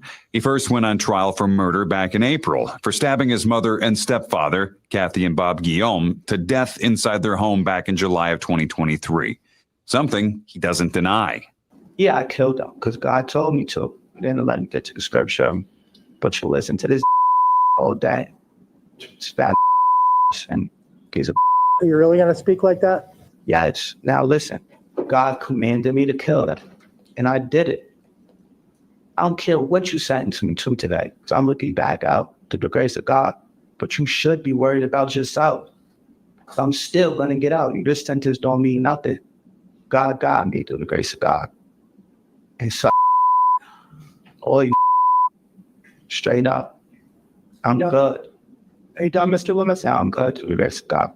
Thank you. A number of Lewis's own family members were in court to speak out against him and what he'd done. His ridiculous reason for why he did this enrages me. I hope the court realizes the absurdity of murdering your mother and stepfather. Judge Mark Caruso summed up the day before ending the sentencing. I have been in this business for almost 32 years now. And quite honestly, I have to have a poker face up here when people are testifying on the stand and witnesses are on the stand. And if I didn't have to have that face, my jaw would have dropped when you mentioned what you did to these people that loved you. What he did to the people that loved him, the judge said. Now, as for the judge in Lewis's case, Mark Caruso, this happens to be the last sentencing of his entire career. Before retiring, he ended today's sentencing by saying to Lewis, quote, "Get him out of my courtroom."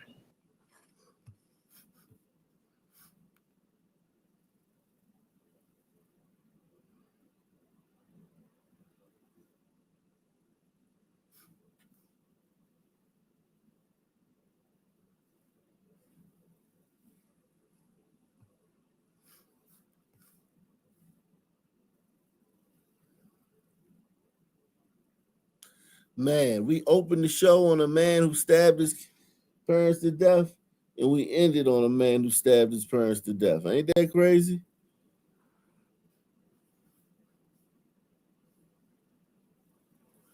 Ain't that crazy? How that worked out? Great show, guys, man. I hit the wall. We finished strong, man. Press 1. We finished strong, man. I'm gonna try to get some rest tonight, man.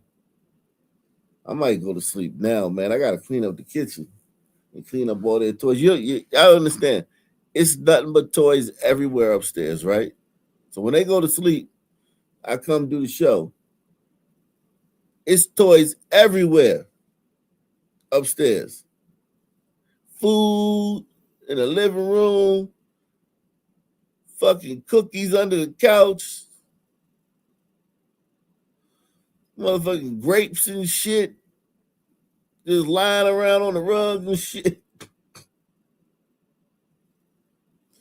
And my daughter ate a pomegranate today. She ate 2 pomegranates today. Them little beads, them little seeds, pomegranate, they're everywhere, man. I gotta go clean that shit up now. And then I go to sleep.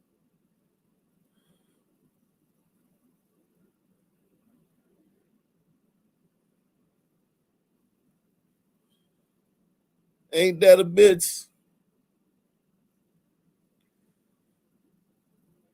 But yeah, man. Great show. Salute you guys. Thank you for being patient with me, man. I'm trying to get some sleep tonight, man. I'm working on 3 hours.